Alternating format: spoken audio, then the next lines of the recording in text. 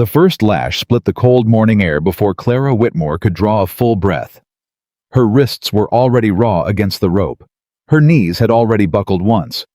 And the man holding the whip had already smiled. She had not borrowed a single dollar. She had not signed a single paper. Her husband was dead and buried and still.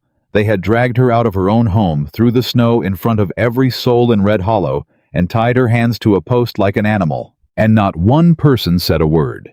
If this story makes your blood run hot, subscribe to this channel and follow every part to the end. And drop a comment telling me what city you're watching from. I want to see how far this story travels. Hit that subscribe button so you never miss what happens next. The rope bit into Clara Whitmore's wrists like it had been waiting for her. She did not cry out. She had promised herself that much before they pulled her out the front door of her own house. She would not give Nathaniel Crow the satisfaction of hearing her scream. She had gritted her teeth through the cold walk across the main street of Red Hollow, through the crowd that gathered the way crowds always gathered when something ugly was about to happen, silent and watchful, and too cowardly to name what they were watching. Her brother Thomas was somewhere behind her. She had told him not to follow. She had said it twice firmly the way she used to say it when he was 7 years old and she was 12, and their father had come home in one of his moods. She had said it the same way this morning, standing in the doorway with Crow's men filling the yard like crows on a fence line, and Thomas had looked at her with those eyes that were too old for 22 and too young for what he was being asked to carry, and he had nodded. She hoped he had listened. She hoped he hadn't. Widow Whitmore. The voice belonged to Gerald Finch, Nathaniel Crow's hired manager, a thin man with a thin mustache and the particular kind of confidence that came from standing close to powerful men for too long. He was reading from a paper. He always had a paper. You have been found in default of the debt obligation incurred by your late husband, Mr. Samuel Whitmore, in the amount of $2,430 payable to the First Commercial Bank of Red Hollow, of which Mr. Nathaniel Crow is acting trustee. I never signed those papers, Clara said. Her voice was steady. She was surprised by that. The signature of record belongs to your husband, ma'am. My husband is dead. And the debt survived him. Finch folded the paper with the care of a man who had done this before, as do all legal obligations. I want to see that document, Clara said. I want to see the original. Finch smiled. It did not reach his eyes. You'll have every opportunity to review the paperwork at the appropriate time. For now, this is a public collection proceeding legally authorized by... There is no such proceeding, Clara said. Not in any law I have ever read. You cannot tie a woman to a post in the middle of a town for a debt she didn't sign. That is not collection. That is punishment. Someone in the crowd shifted. A boot scraped against frozen ground. That was all. Finch looked at her, the way men like him looked at women who knew too much. Not with anger exactly, but with the cool recalibration of someone deciding how much effort it would take to make them stop. Bring the post, he said. She had known this was coming. She had told herself she was ready. But readiness and reality are different things, and when two of Crow's men took hold of her arms and walked her toward the wooden post that had been driven into the center of the square, driven there that morning, she realized which meant this had been planned, which meant Crow had planned it, which meant he had wanted everyone to see. Clara felt something cold settle into her chest that had nothing to do with the Montana winter. They tied her facing the crowd. That was deliberate too. Crow wanted her to see the faces. He wanted her to know that every person in Red Hollow was watching her and choosing to do nothing. And she looked at them. She looked at all of them. Margaret Hale from the dry goods store who had pressed a hand over her mouth. Old Reverend Caldwell, who was staring at his boots. The Garrison brothers who ran the livery stable, both of them big enough to stop this with nothing more than their presence, standing with their arms crossed and their eyes somewhere else. She looked at every single face, and she memorized them, because if she survived this, and she intended to survive this, she was going to remember who had been in that square and what they had decided to do and what they had decided not to. The man with the whip was someone she didn't recognize. Crow had brought him in from somewhere else. Another deliberate choice. It was easier to hurt a stranger. Final opportunity, Widow Whitmore. Finch had his hands clasped behind his back, his voice carrying across the square with the ease of a man accustomed to public speaking. Surrender the deed to the Whitmore Ranch, clear title, no encumbrances, and this proceeding ends here. My ranch is not a debt payment, Clara said. Then consider this an installment. She heard the whip before she felt it, the sharp crack of leather in cold air, the fraction of a second between sound and pain that felt in the moment much longer than it was. Then the burn across her shoulders, like a brand bright and immediate, stealing the breath from her lungs without asking permission.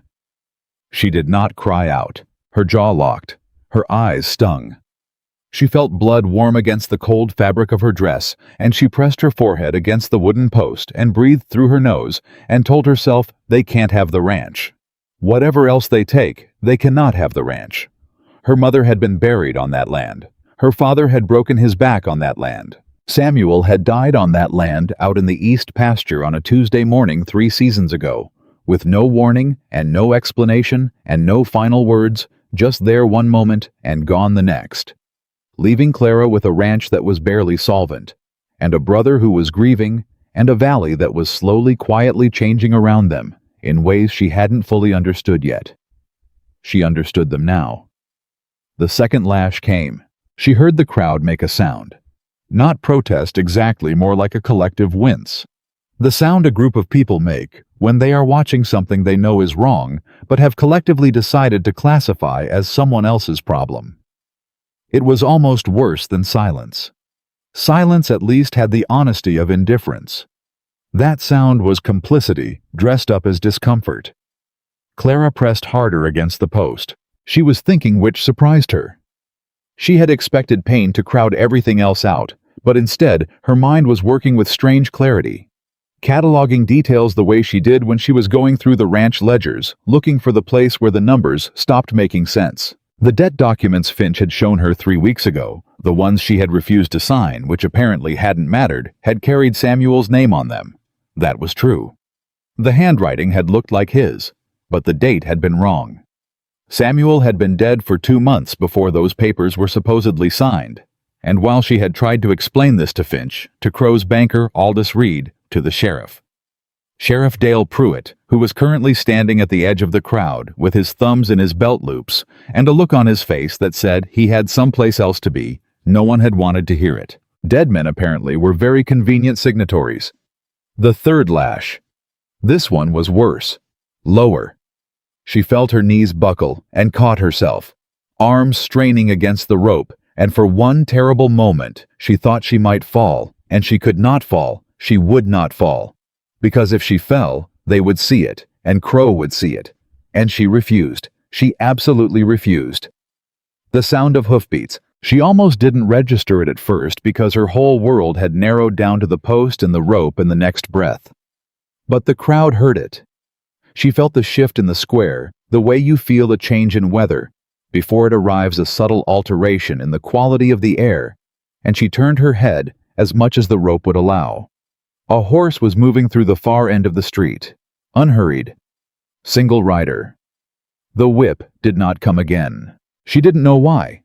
She would understand it later, but in the moment she could only press her cheek against the wood and try to slow her breathing and listen to the hoofbeats getting closer. The rider stopped. She heard him dismount. The sound of boots hitting frozen ground, deliberate and unhurried. The sound of a man who had decided something before he got off the horse. Finch's voice, sharper than before. "This is a private legal proceeding, stranger. Move along." Silence. Then, "Cut her down." The voice was quiet. That was the thing she noticed first, not loud, not threatening in the way men's voices were usually threatening, which was all volume and heat. This was the opposite. Measured, low. The kind of voice that didn't need to fill a room because it understood that the right word said quietly carried further than shouting. "I said move along." Finch again, and there was something different in his voice now too, a tension that hadn't been there before. "And I said cut her down." A pause. "I won't say it again." Clara turned her head. The man standing in the square was tall, with the look of someone who had spent a long time outdoors and hadn't particularly cared about it. His coat was trail-worn. His hat was pulled low against the gray winter light. He had a gun on his hip the way men in this territory often did, but his hand wasn't near it. He was just standing there looking at Finch with the particular stillness of a man who had already made his decision and was now simply waiting for the world to catch up. She did not know him. She had never seen him before in her life. But something in the quality of his stillness made the crowd take a step back. Finch looked at the man with the whip. Some kind of signal passed between them. "Sir," Finch said, adopting the careful tone of someone managing an inconvenience. "I don't know who you are, but this is a lawful proceeding authorized by. I heard what you said it was." The stranger looked at Clara, then directly, not the way men usually looked at women in trouble, not with pity, not with the evaluating glance that was really about calculating cost, but with the direct and uncomplicated look of someone assessing a situation. "You all right, ma'am?" "I have been better," Clara said. Her voice came out steadier than she expected. Something shifted in his expression. Not quite a smile, something quieter than that. "I reckon you have." He looked back at Finch. "Last time. Cut her down. You have no authority here." "Neither do you." The stranger took one step forward. That was all. One step unhurried, and the man with the whip took one step back, and the crowd shifted again, and something in the square changed so fundamentally that Clara felt it even with her wrists tied to a post. Finch's jaw tightened. He looked at the crowd, at his men, back at the stranger. He was calculating she could see him doing it, running the numbers of power and risk and consequence. Then, from somewhere in the crowd, old Margaret Hale said, "Lord have mercy," in a voice barely above a whisper. And from somewhere else quieter still, the Reverend said, "Amen." The man with the whip lowered his arm. Finch held the stranger's gaze for a long moment, then made the smallest gesture with his hand. One of his men stepped forward and cut the rope. Clara's wrists came free. She did not let herself stagger. She stood upright, turned around, and faced the crowd. All those faces she had memorized, all those people who had watched and said nothing, and she held her head exactly level. She did not thank them for finally, almost imperceptibly, deciding to do the right thing. She turned to the stranger. "My name is Clara Whitmore," she said.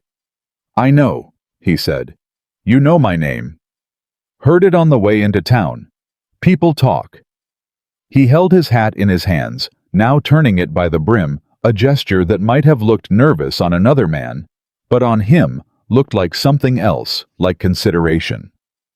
"Name's Ethan Blackwood." She had heard that name before. Most people in the Montana Territory had heard it. Ethan Blackwood. The stories varied depending on who was telling them. Gambler, gunfighter, drifter, worse. But the consistent thread was this. He was a man who had made powerful enemies, and he was still alive, which said something. "They'll come back," Clara said. "Crow's men. As soon as you leave, they'll come back." "I know. So you riding in and making a speech doesn't actually solve anything." He looked at her for a moment. "No, it doesn't." "Then what does it solve?" "Bought you a day," he said. "Maybe two. Men like Finch don't like public complications. They'll regroup, find a way to do this that looks cleaner." He glanced in the direction Finch had gone. "But that gives us time." Clara registered the word. "Us, if you want it." He held her gaze. "I've seen this before, ma'am. The documents, the debt that comes out of nowhere, the land that suddenly turns valuable. It's not new. The names change, but the pattern doesn't." "You've seen it," she said. More than once. She studied him. There were easier things she could have done in that moment.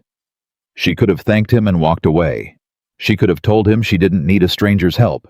She could have gone back to the ranch and locked the door and waited for Crow to try again. But she had spent the last year doing the sensible, careful, defensive thing, and it had ended with her tied to a post in her own town while her neighbors looked at their boots. "Crow wants my ranch," she said. "I know. There's something under the land, or near it, something valuable. I don't know what yet, but I think he does." Ethan Blackwood nodded slowly. "That would explain the timing." He forged those documents. Samuel has been dead for 2 months before those papers were signed. I can prove that. I have the death record. I have the ranch ledgers. I have—" She stopped. "I have everything I need to prove it, and no one in this town will listen to me. The sheriff is in Crow's pocket. The judge is 3 days right away, and Crow knows all of that." "He's counted on it," Ethan said. "Yes." She looked at him directly. "So what I need is not someone to cut me down from a post. What I need is someone who can help me get what I know in front of people who have the authority to do something about it. Someone who knows how these things work. Someone who isn't afraid of Nathaniel Crow." She let that sit. He turned his hat in his hands once more. Then he put it back on his head. "I got some experience with forged documents," he said, "and with men who think they can buy their way out of anything. Can you help me?" He was quiet for a moment. Around them, the square had mostly emptied people drifting away with the particular haste of those who had witnessed something they'd rather not have to discuss later. The cold was settling back in the brief drama of the morning, already fading into the gray Montana winter. "I'll look at the papers," he said. "That's where I'd start." It was not a declaration. It was not a promise. It was the most honest answer she had ever received from anyone in the past year, and she found she valued it more than any guarantee would have been. "The ranch is 2 miles east," she said. "If you're riding that direction—" "I can ride that direction." She picked up the shawl that had fallen off her shoulders sometime during the morning and was lying in the snow. Her hands were shaking slightly now, the delayed response of a body that had held itself rigid through pain and was now quietly presenting the invoice. She did not let him see that. She began walking. He fell into step beside her. Not ahead, not behind, and they walked through the half-empty street of Red Hollow without speaking, past the dry goods store, where Margaret Hale was watching through the window, past the sheriff's office, where Dale Pruitt was pointedly not watching from the doorway, past the bank building that bore Nathaniel Crow's name above the entrance in letters that had always looked to Clara like a warning. Thomas was waiting at the edge of town with the horses. He looked at Ethan Blackwood with the careful measuring look of a young man who has learned to evaluate strangers quickly, and then looked at his sister with a different expression. Entirely relief and anger, and something fragile underneath both of them, that Clara recognized as the particular grief of someone who had watched a person they love get hurt and had been powerless to stop it. "You all right?" he asked. "I'm fine," she said.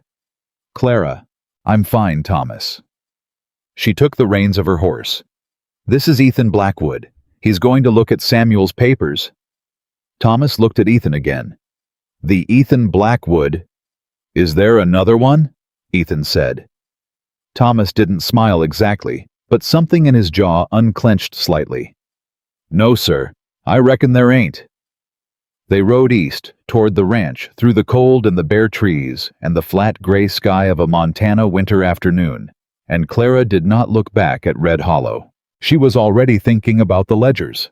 She had gone through them a dozen times in the past year, looking for the debt that Crow claimed Samuel had taken on, looking for any evidence that her husband had borrowed money he hadn't told her about. She had found nothing.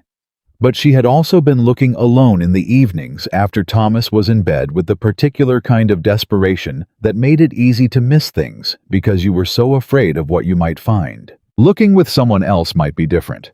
Looking with someone who had seen this kind of thing before, who knew what a forged document looked like, who understood how men like Crow constructed their traps, might reveal something she had missed. She thought about the date discrepancy. That was the thing she kept coming back to. The loan papers Crow was using bore a date 2 months after Samuel's death. She had the death record. She had the church register. She had the letter she'd written to Samuel's brother in Ohio that she'd never sent because she hadn't known the address dated that same week, filled with grief and practicality and the specific exhaustion of a woman suddenly alone with a ranch to run. She had evidence. She had always had evidence. What she hadn't had was someone willing to look at it. The ranch came into view as they crested the low hill east of town. The house, the barn, the fencing that needed repair. The east pasture that had been Samuel's favorite part of the property. the land rolling gently down toward the river that marked the southern boundary. Her land. Her family's land. The land Nathaniel Crow intended to take. She looked at it the way she always looked at it, coming home with the particular compound feeling she had no single word for love and grief, and stubborn determination, and the specific ache of something that cost you everything and was still somehow worth it. "It's good land," Ethan said beside her. "Yes," she said. "It is." They rode down toward the house, and Clara Whitmore began making plans. Because the morning had changed something. Being tied to that post, enduring those lashes, looking at every face in that square, it had burned away whatever remained of the cautious, deferential, patient version of herself she had been trying to be for the past year. It had burned away the part of her that had believed on some level that if she just did everything right, if she just kept her head down and worked the land and played by the rules that powerful men had written, eventually things would come right on their own. They would not come right on their own. Men like Nathaniel Crow counted on women like her to believe they would. She dismounted in front of the house, handed her reins to Thomas, and looked at Ethan Blackwood. "The papers are inside," she said. "Come in." He tied his horse at the rail and followed her up the porch steps. At the door he paused. "Ma'am." She turned. "I should tell you something." He held her gaze. "I'm not a lawman. I'm not a lawyer. I don't have any authority that Crow can't find a way to argue around." "I know what you are," Clara said. "And I know what you aren't. What I need to know is whether you're willing to help." A pause. "I'm inside the house, aren't I?" he said. She pushed open the door. "Then we'd better get started," she said. And inside the worn, cold, stubbornly standing house that her mother had died in and her father had built, and her husband had worked himself to death. For Clara Whitmore spread the papers across the kitchen table and began for the first time to build her case. Outside, the sky was darkening toward evening. Somewhere in Red Hollow, Nathaniel Crow was making his own plans. But the woman at the kitchen table, her wrists still raw from the rope, her back still burning from the lashes, was no longer the woman he had calculated against. He had made a mistake this morning. He had made her angry. And Nathaniel Crow had no idea yet what Clara Whitmore looked like when she was angry, and had something to fight for, and had finally stopped waiting for someone else to save her. He was going to find out. The papers were spread across the kitchen table like evidence at a trial, which was exactly what Clara intended them to be. She had laid them out in order Samuel's original land deed. The ranch ledgers going back 7 years, the letter from the Territorial Land Office confirming title the death record with the church seal, and beside all of it, the document Finch had presented in the square that morning, the one bearing her dead husband's name on a line he could not possibly have signed. Ethan stood on the other side of the table and looked at everything without touching anything, which she noticed and appreciated. A man who looked before he reached was a man who understood that evidence had a particular fragility. Thomas had put coffee on without being asked. He was 17 kinds of angry and doing everything in his power not to show it, which meant he was being very deliberate and very quiet, moving around the kitchen with the careful precision of someone who has decided that keeping his hands busy is the only thing standing between him and something he'd regret. "The date," Clara said, pointing. "Right there." Ethan leaned in. "March the 14th, 1878, she said. "Samuel died January the 19th. I have the death record right here. Reverend Caldwell signed it. The county register recorded it. Samuel Whitmore died on a Tuesday morning in the East Pasture, and he was buried by the following Friday, and there was not a soul in this valley who did not know it." Ethan picked up the loan document. He held it carefully at the edges the way someone handled a thing they didn't entirely trust. His eyes moved across the page slowly. "Who witnessed this?" he asked. "Aldous Reed, Crow's banker. And the notary mark. Reed again. He holds a notary commission from the territory." Clara's voice was flat. "Convenient." Ethan set the paper down. He picked up Samuel's original signature from an older ranch document, a timber agreement from 4 years back, and held it beside the loan paper comparing. The kitchen was very quiet. It's close, he said finally. I know. Someone studied his hand. I know that too. He looked up at her. You figured this out yourself. I've been staring at these papers for a year, Clara said. I know what Samuel's handwriting looked like. I know how he made his capital S. I know that he always crossed his T's with a slight upward angle because his father had written the same way, and he'd learned it young and never lost the habit. She pointed to the signature on the loan document. That T is flat. Samuel never wrote a flat T in his life. Thomas set 3 cups of coffee on the table and didn't say anything, but the look on his face said everything. Ethan picked up the loan document again and looked at the T. You're right, he said. I know I'm right, Clara said. What I need is for someone with standing to say it in front of a judge. Ethan put the paper down. He wrapped his hands around the coffee cup and stood there for a moment, thinking. And Clara watched him think. It was not an uncomfortable silence. It was the silence of someone who took things seriously, which was at this point in her life one of the more valuable things a person could offer her. Tell me about the land, he said. The silver rumors.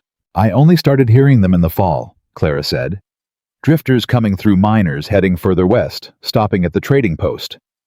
Talk about deposits along the river valley, maybe further east toward the ridge. Nothing confirmed. Nothing official. She paused. But Crow started making moves around the same time. He'd have known before the rumors started, Ethan said. Men like him have assayers on retainer. Prospectors who report back before the word gets out to everyone else. He knew what was under my land before I did, Clara said. Almost certainly. And Samuel's death gave him his opening. Ethan nodded. A grieving widow alone on a ranch. No lawyer. No connections to the territorial authorities, a town where he owns the bank and the sheriff. He picked up the death record and looked at the date again. He saw an opportunity, and he built a legal mechanism to exploit it. The forged loan document is the centerpiece, but I'd wager there's more. There usually is. Clara felt something cold move through her that had nothing to do with the temperature. What do you mean more? Crow's been doing this for a while, Ethan said. I've heard his name before. Not here further south over in Wyoming 3-4 years ago. A family named Albright lost their grazing land to a debt claim that nobody could quite explain. Before that, a widow named Pierce over in Billings. He set the death record down. He moves slowly. He builds the mechanism before he pulls the lever, which means there are probably documents you haven't seen yet. The silence that followed was a different quality than the one before. Thomas said very quietly, "What kind of documents?" Ethan looked at him. Tax liens, easement transfers, encumbrances recorded against the title that would complicate any attempt to fight the loan claim in court, even if the loan itself got thrown out. He looked back at Clara. Have you received any notices from the county land office in the last year? Anything that seemed like routine paperwork? Clara thought back. There had been a letter. Last summer, from a territorial land office she didn't recognize, asking her to confirm the current operating status of the ranch. She had filled it out and sent it back because it had looked official, and she had been trying to be careful about anything that had the appearance of legal standing. She said so. Ethan's expression didn't change, but something in his eyes sharpened. What office? It said Helena, Territorial Lands Division. Do you still have the letter? Clara was already moving to the corner shelf where she kept anything that came from an official source, the pile of papers that she'd been meaning to sort for months and hadn't, because there was always something more urgent. She found it near the bottom. The letterhead was formal. The seal looked right. The signature at the bottom belonged to someone called R.C. Marsh, Deputy Commissioner. She brought it to the table. Ethan looked at it for a long time. R.C. Marsh, he said. You know that name? I know that name doesn't belong to anyone in the Helena Land Office. He set the letter beside the loan document. I spent some time in Helena a few years back. The deputy commissioner at that time was a man named Egerton. I don't know what name they're using now, but it isn't Marsh. He tapped the letterhead. This is another forgery. And whatever you wrote on the form you sent back confirming operating status describing the current boundaries of the property That information became part of a false official record, one that Crow can use to argue your own statement supports his claim. The room went very still. Clara stared at the letter. She thought about the careful way she had filled out that form, the details she had provided, the boundaries she had described, the river access she had noted, the pasture acreage she had listed. She had been trying to be accurate. She had been trying to do the right thing. And she had handed Nathaniel Crow exactly what he needed. "He sent me that letter on purpose," she said. "It was not a question." "Yes. He needed me to describe the property myself, in writing, with my own signature. So that when he goes to court, your own words confirm the value and extent of what he's claiming." Ethan's voice was steady, but there was something underneath it, a kind of controlled anger that made her feel paradoxically less alone. "It's sophisticated. He's been planning this since before Samuel died, which means he may have known Samuel was in trouble." Clara looked up. "Samuel wasn't in trouble. I know. But if Crow had an assayer's report on this land a year or two before Samuel died, he'd have been watching the property, waiting for an opportunity." Ethan paused. Was there anything unusual in the months before Samuel's death? Anyone asking questions about the ranch strangers showing up? Clara thought back. 18 months ago. The summer and fall before Samuel died. She had been busy, always busy. There was never a time on a working ranch when you weren't busy. But she pushed past the noise of ordinary memory and looked for anything that had felt wrong. "There was a man," she said slowly. "That September. He said he was from the railroad doing surveys for a potential new line through the valley." "What did he look like?" "Medium height. City clothes. He was polite. Samuel talked to him for about an hour, showed him around the east pasture." She stopped. Samuel thought it was good news. A railroad line through the property would have been worth a great deal to us. "It wasn't a railroad surveyor," Ethan said. "No. It was an assayer. Crow's." The word fell into the kitchen like a stone into still water, and the ripples went outward and kept going. Samuel had shown a strange man around the east pasture in September. Samuel had died the following January. By March, a loan document bearing Samuel's forged signature had materialized in Nathaniel Crow's possession. Clara sat down. She had been standing for the entire conversation, and she hadn't noticed until this moment, and now she sat down in the chair at the head of the table and put her hands flat on the wood and breathed. Thomas moved to her immediately, not saying anything, just standing close, and she was grateful for him in a way she didn't have words for. "He killed my husband," she said. The words came out very quiet. "Clara," Thomas started. "I don't mean he put a hand on him.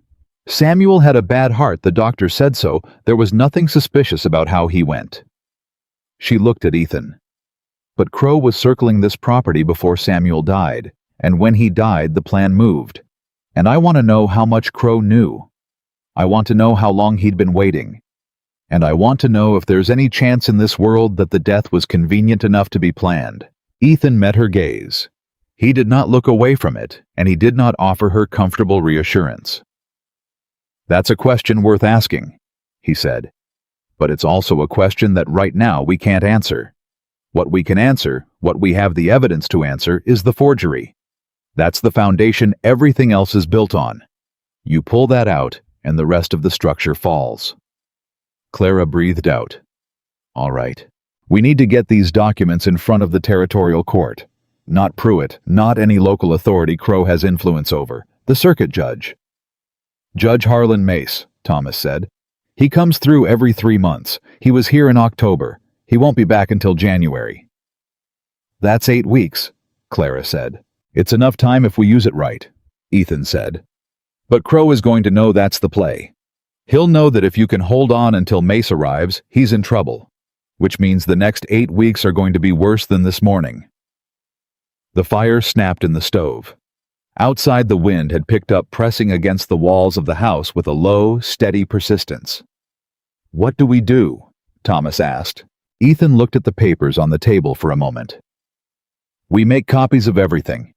Exact copies, multiple sets stored in separate places. If Crow moves to destroy the originals, we still have something to work with." He looked at Clara. Do you know anyone in this valley who has dealt with Crow before? Anyone who lost land or livestock or property to one of his collection schemes? Clara thought. The Hargrove widow, over in Seco Creek, about 12 miles north. She lost her grazing rights 2 years ago to a lien she didn't understand. Her husband had put the land up as collateral for a seed loan, and the terms changed after he died. The terms changed, Ethan repeated. She says the original agreement was for 3 years with renewal option. The document Crow presented said 18 months no renewal. She never had a copy of the original. Anyone else? Pete Duggan. He runs a small mining operation east of here, or he did.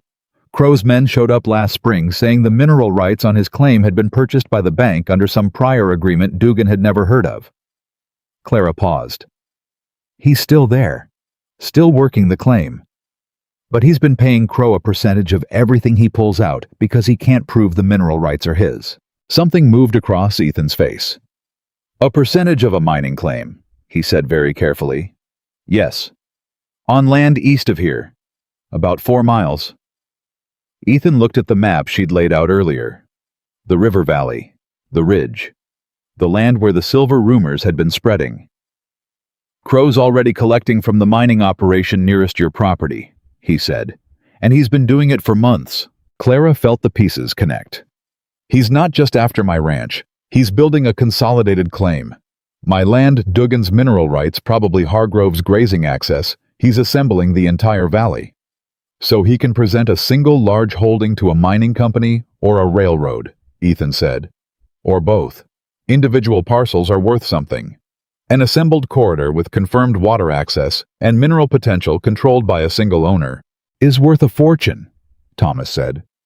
He sounded slightly sick. We need to talk to Hargrove and Dugan, Clara said. If they'll share what they have, and if we can show a pattern. A pattern is exactly what a judge needs to see, Ethan said. One forged document is a dispute. A dozen families with the same story is a conspiracy. Clara looked at him across the table.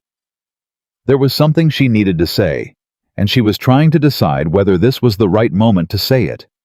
She decided it was because she had learned today that waiting for the right moment was a luxury she could not afford. Why are you doing this? She asked. He looked up. You rode into a town you didn't know, stopped a public punishment you had no stake in, and you're now sitting in a stranger's kitchen at sunset, helping her build a legal case against the most powerful man in the valley. She kept her voice even. I'm not ungrateful. I am asking because I need to understand what I'm working with. What's your interest? He was quiet for a moment. I told you I'd seen this before, he said. You did. I've seen it more than once. He looked down at the papers, then back up at her. The family in Wyoming I mentioned, the Albrights. They had a daughter. She was 10 years old when they lost the ranch. Her father spent the next 3 years trying to fight it through every channel he could find, and he died without getting anywhere, and the last time I saw her, she was working in a laundry in Cheyenne. He stopped. I knew that family. I couldn't help them then. I didn't know enough. I didn't know what to look for. He touched the edge of the forged loan document with one finger. I know more now. The fire crackled. Outside, the wind had not let up. Clara nodded once. It was enough. Then we start tomorrow, she said. Hargrove first, then Dugan. We see what they have and what they're willing to say. We should move carefully, Ethan said. If Crow's watching, and he is, he'll see us making contact with his other targets. He may move faster than we expect. He was already going to move fast, Clara said. This morning was supposed to be the end of it. He expected me to sign over the deed or break down and run. I did neither, and now he knows I'm not going to. She stood up from the table. He's already planning his next move. The only thing we control is whether we're ready for it. Thomas looked between them. What about tonight?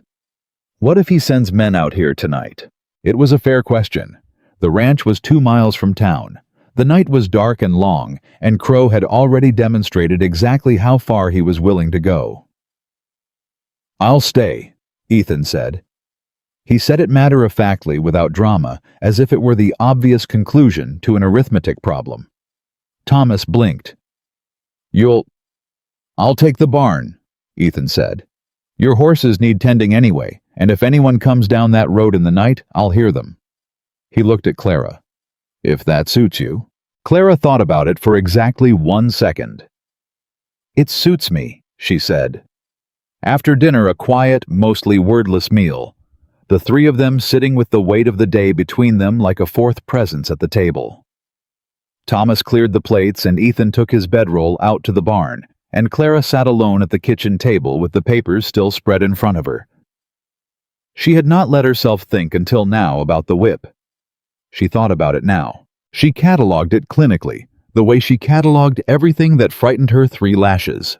The third the worst, her back still aching under the bandaging Thomas had insisted on before dinner, the specific quality of the burning that came and went in waves. She thought about standing in that square with her hands tied and her neighbors watching, and not one of them stepping forward. She thought about what it had cost her to stay upright. She thought about what it would have cost her to fall. And then she thought about Ethan Blackwood riding into Red Hollow through the snow and saying quietly to a man who held a whip cut her down. She was not a woman who trusted easily. Life had not encouraged it. But she understood sitting alone in the kitchen in the dark, with the fire burning low, that whatever Ethan Blackwood was, whatever the rumors said, whatever his past contained, he had seen a woman being hurt for something she didn't do, and he had stopped it. Not for reward, not for position. Because it was wrong and he was standing there and he could.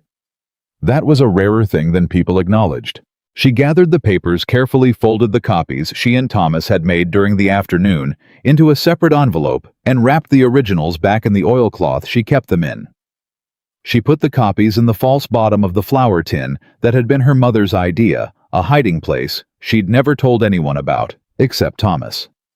She put the originals under a floorboard in the bedroom. She had no way of knowing whether Crow would send men tonight or wait until morning, or wait until she thought she was safe and then move when she wasn't looking. She had no way of knowing how many people in Red Hollow had already told him about the stranger who had cut her down. She had no way of knowing yet how this would end. But she knew this: she was still standing. The ranch was still hers. She had evidence and she had time, and she had unexpectedly and improbably someone in her corner who knew what he was looking for. She blew out the lamp and went to bed, and for the first time in a very long time, she slept without her fists clenched. The morning came hard and fast. Clara was in the kitchen before dawn coffee already on, when she heard Ethan's boots on the porch steps. He knocked once before opening the door, which she noticed. Manners were information. "Quiet night," he said. "I know. I heard you check the road twice." He looked at her. "Light sleeper," she said. He accepted that without comment and poured himself coffee, and they stood in the kitchen in the early dark, and she showed him the map she'd drawn the night before, the valley, the river, the locations of the Hargrove property, and Pete Duggan's mining claim, the relative position of Crow's bank holdings along the main road. "He controls the northern approach," Ethan said, tracing a line with his finger. "If he wants to cut off access to either property, we go south," Clara said, pointing.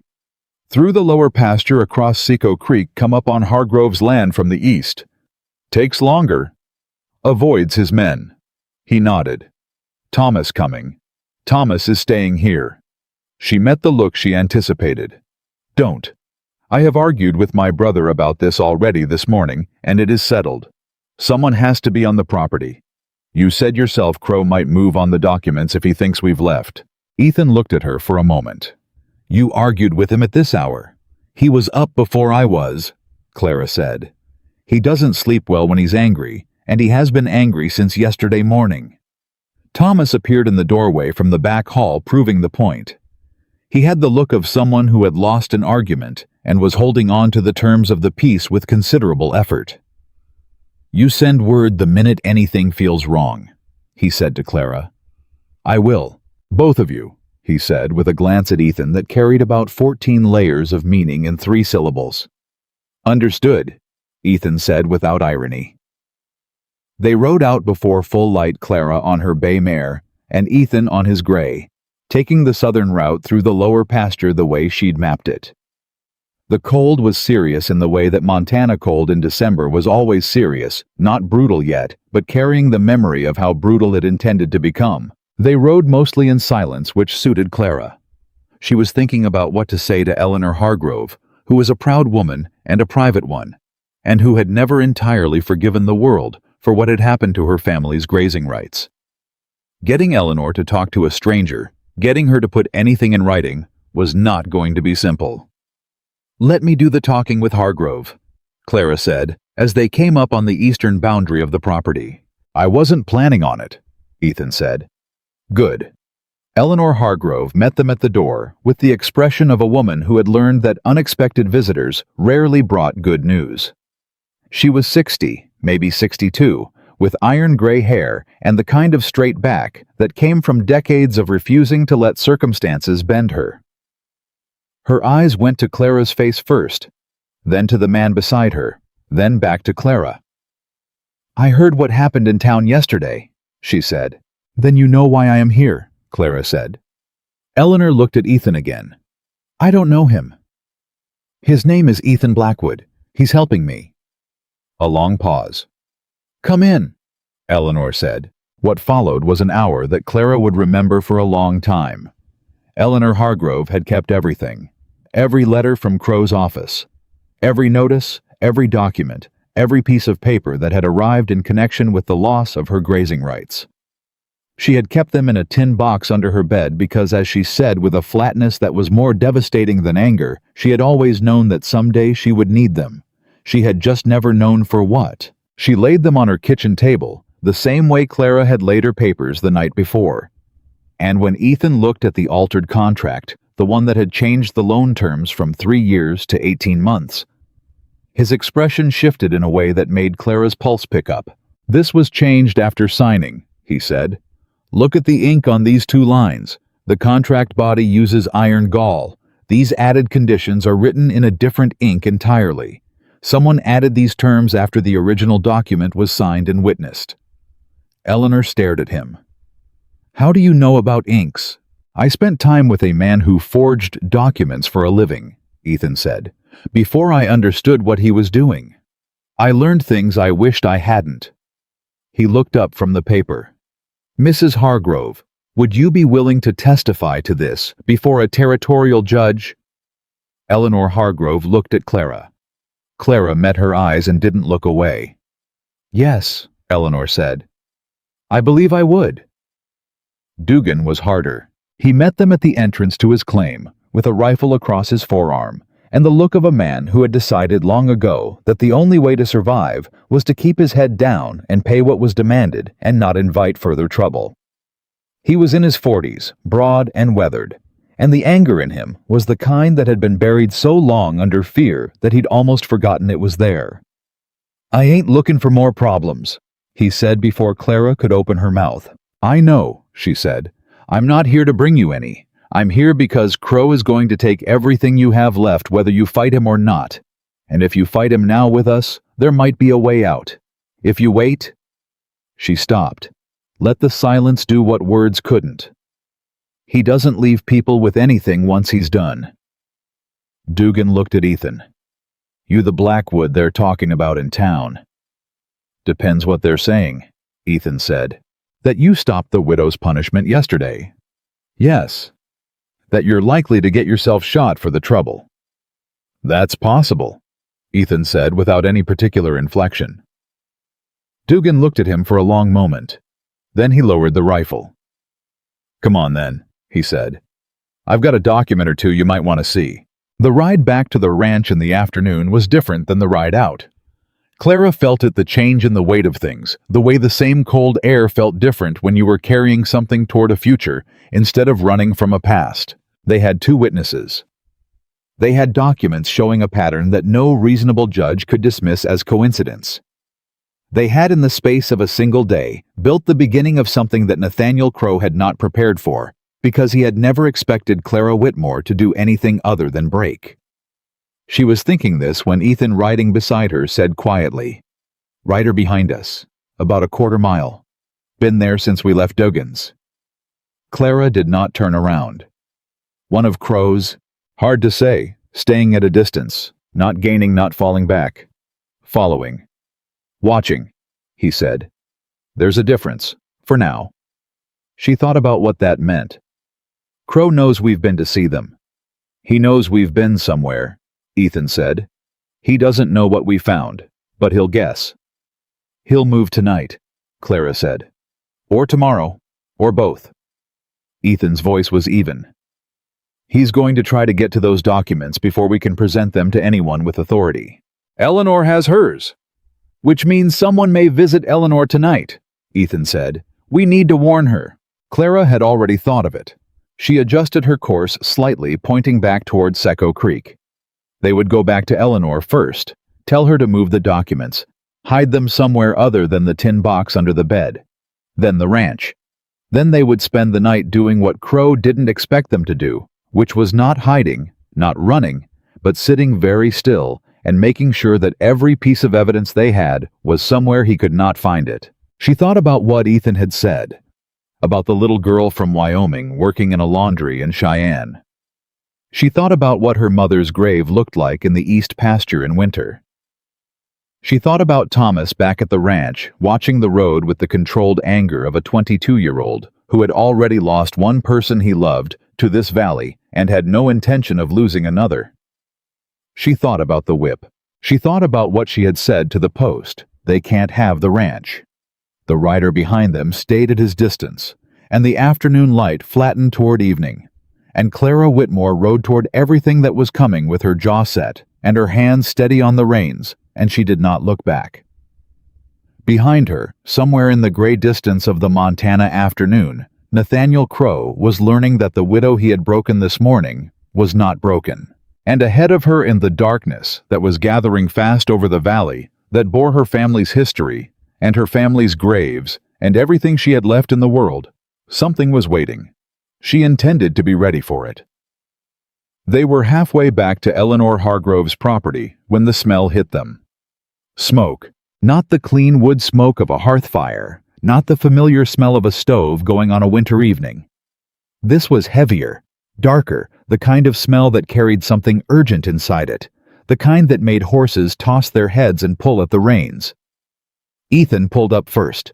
Clara was right beside him. "That's coming from the north," she said. "Ranch direction," Ethan said. They looked at each other for exactly 1 second. Then they rode. Clara had never pushed her mare that hard in winter, never asked that much of an animal on frozen ground. But the mare gave it willingly, as if she understood the stakes, and they came up over the low hill east of the property, with the cold air burning in Clara's lungs and the orange glow already visible against the gray sky, before they could see what was burning. The barn. The east side of the barn flames eating up the old dry timber with the cheerful appetite of fire that has not been fought early enough, and Thomas was already out there with 2 buckets and the well rope working with the frantic, useless energy of someone who knows it's too late, but cannot make himself stop. Clara was off her horse before it fully stopped. Thomas. He turned. His face was streaked with soot, and something worse than fear, the look of someone who has been helpless and knows it. "They came 20 minutes ago, 3 men. They didn't say anything, they just..." He stopped, started again. "I tried to stop them. One of them hit me." He touched his jaw, which was already swelling. By the time I got back up, the barn was going. Ethan had already assessed the situation with the particular speed of someone who had seen things burn before. "The house is clear." "Yes, they didn't go near the house." "That was deliberate," Ethan said. "They wanted to scare you, not destroy the evidence. They know the documents are in the house.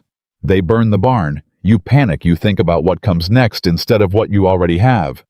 He looked at Clara. "This was a message." "I received it," Clara said flatly. She was watching the barn go. The horses, 3 of them, had been in the stalls, were in the paddock. Thomas had gotten them out, and she said a silent thing that was partly gratitude and partly something too raw to name. "Are you hurt anywhere other than the jaw?" "No," Thomas said. "Tell me exactly what they looked like." Thomas described them. The descriptions were consistent with men she'd seen around Crow's Bank, Not his personal household staff hired muscle, the kind of men who showed up when things needed to happen that couldn't be associated directly with a respectable businessman. "Did they say anything?" Ethan asked. Thomas hesitated. "Thomas, one of them," Thomas said.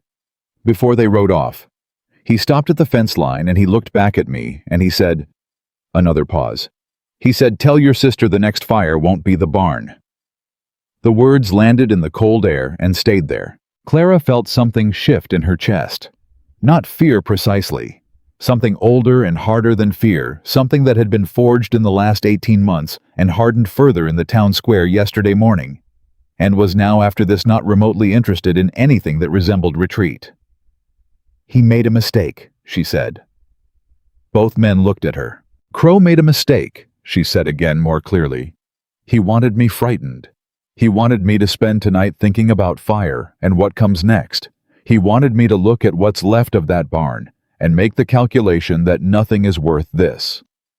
She looked at the burning structure one more time and then deliberately turned away from it. "But I'm not doing the calculation he planned. I'm doing a different one." "Clara," Thomas started, "how many people in this valley do you think have received a message like the one those men just delivered?" she said. "How many families have sat in their house at night listening to Crow's threats and deciding the cost was too high? How many people in Red Hollow have been told one way or another that silence is the safest choice?" She looked at Ethan. "You said a pattern is what a judge needs to see. One forged document is a dispute. A dozen families with the same story is a conspiracy." "Yes," he said. "Then we don't just need Eleanor Hargrove and Pete Duggan. We need everyone." She turned to Thomas. "Tomorrow morning, I want you to ride to every property within 10 miles and tell them what happened here tonight. Not an invitation, not a request. Tell them what happened. Show them the barn. Let them decide what it means." Thomas stared at her. "You think people will come?" "I think people have been waiting for someone to go first," Clara said. "I think the reason no one stepped forward in the square yesterday is because everyone was waiting to see if I would break. I didn't break.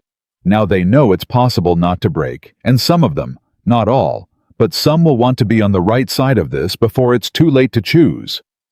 The barn crackled and settled, a sound like the territory itself exhaling. Ethan was looking at her with an expression she couldn't entirely read. It wasn't surprise exactly. It was more like recognition. The look of someone who has seen a thing they half expected, but were not certain of until this moment. "That's a bold play," he said. "Yes," she agreed. "Do you have a better one?" He was quiet for a moment. "No," he said. "I don't reckon I do." They spent the rest of the evening in a kind of focused quiet that Clara recognized as the feeling of people who have made a decision and are now simply executing it. Ethan checked the perimeter of the property twice before dark fell completely. Thomas put together a list of the neighboring families, the names, the distances, the history of what Crow had or hadn't done to each of them. Clara went back through the documents one more time, making a third set of copies and hiding them in a place she didn't tell anyone about, not even Ethan, because there was a limit to how much trust the day had earned, and she was a practical woman. It was late when she came back to the kitchen and found Ethan at the table with a cup of coffee, going cold in front of him, and Samuel's ledgers open to a page she recognized the month of Samuel's death. He looked up when she came in. "There's something here," he said. She sat down across from him. "Show me." He turned the ledger to face her and pointed to a column of figures from the October before Samuel died. "These are payments, monthly, regular amounts, small enough not to stand out in a busy ledger, but they've been going out for 8 months before Samuel's death." He looked at her. "Do you recognize this account notation?" She looked at the small, cramped figures Samuel had used.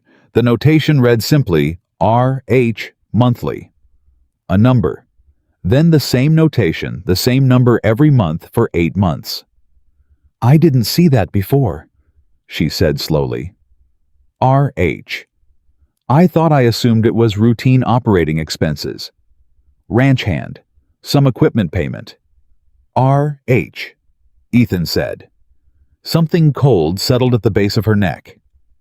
"Reed, Harlan," she said. "Not a question." "Or the reverse," Ethan said. "Harlan Reed. Aldous Reed's first name is Aldous, but his middle name might be worth checking. Or this could be another person entirely." He closed the ledger carefully. But the timing is significant. Samuel started making these payments 10 months before he died. That's around the time Crow would have received his assayer's report on this land. "Someone was being paid to watch us," Clara said, "or to report on your husband's health, or to report on the property, or all three." He met her eyes. Were there people who came to the ranch regularly during that period? Anyone new who showed up around then?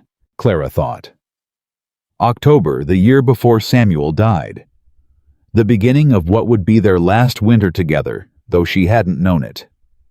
She had been focused on the cattle, the fencing, getting the animals in good condition before the cold set in. Samuel had handled most of the administrative side of things, the payments, the accounts, the ongoing negotiations she'd always trusted him to manage. Trusted him to manage. "He never told me about these payments," she said. "No, Samuel kept things from me." She said it without accusation, working through it the way she went through ledger figures, following the numbers where they led, regardless of where she'd expected them to go. Not maliciously. He was a private man. He thought it was his job to manage the difficult parts, so I didn't have to. She paused. "Which means he knew something was wrong. He was paying someone and he didn't tell me, and 4 months later he was dead." "Clara, I'm not falling apart," she said. "I'm understanding the shape of it. If Samuel knew Crow was watching the property, if he was paying someone connected to Crow, paying them to do what exactly? Keep us safe. Buy time, then Crow may have known about Samuel's heart condition. He may have known Samuel was running out of time." She looked at the ledger. "And when Samuel died, the plan accelerated." Ethan said nothing. He let her work through it. "I need to find out who RH is," she said. "That person is the link between whatever Samuel knew and what Crow actually did. They might be able to testify. They might be willing to. Or they might already be gone," Ethan said. "Crow is careful about loose ends." "Then we find out quickly." She wrote the notation down on a separate piece of paper. Tomorrow was going to be a full day. Thomas riding out to the neighboring families, the two of them finding a way to research RH, without alerting Crow that they were looking, and all of it happening under the awareness that last night someone had burned her barn and promised the next fire would be worse. She was tired. She was more tired than she had words for. But underneath the tiredness was something else. Something that had been built in the last 48 hours, from evidence and anger, and the specific discovery that she was more capable than she'd believed herself to be. And that thing was not tired at all. She slept. She woke before dawn, and she was already in the kitchen when she heard the first horses. Not one horse, not two. Multiple horses coming from the road. She was at the window before she was fully awake. Ethan was already at the door, and she saw by the set of his shoulders that he'd heard it before she had, and had already assessed it, because he was not reaching for his gun. The riders came into the yard. She recognized Margaret Hale's eldest son Robert on a roan mare. Behind him, the Garrison brothers. Behind them, two families she knew from the southern end of the valley. The Pruitts, no relation to the sheriff, and the Kowalski widow, who had lost 3 head of cattle last spring to what everyone said was disease, but had always felt somehow like something else. Robert Hale pulled up in the yard and looked at the remains of the barn, then at Clara in the doorway. "My mother sent me," he said. His voice was rough with something he was clearly working to keep managed. "She said to tell you she's sorry she didn't step forward in the square. She said she's been sorry since it happened, and she's done being sorry and starting being useful." He looked at Ethan. "She also said that man stood where nobody else would stand, and that counts for something." Clara looked at all of them. The cold was in their faces, and their breath clouded in the morning air, and they had all individually made a decision before dawn to ride to a burned ranch and put themselves in the path of Nathaniel Crow's anger, and she did not have a single word adequate to the moment. so she said the most practical thing she could think of. "Come inside," she said. "I have coffee on, and I'll need to tell you everything." The kitchen was crowded in a way it had not been since Samuel was alive, and they had hosted the Valley families for harvest celebrations, and the feeling of bodies and warmth and voices was almost unbearable in its familiarity. Clara stood at the head of the table, and she told them everything. All of it.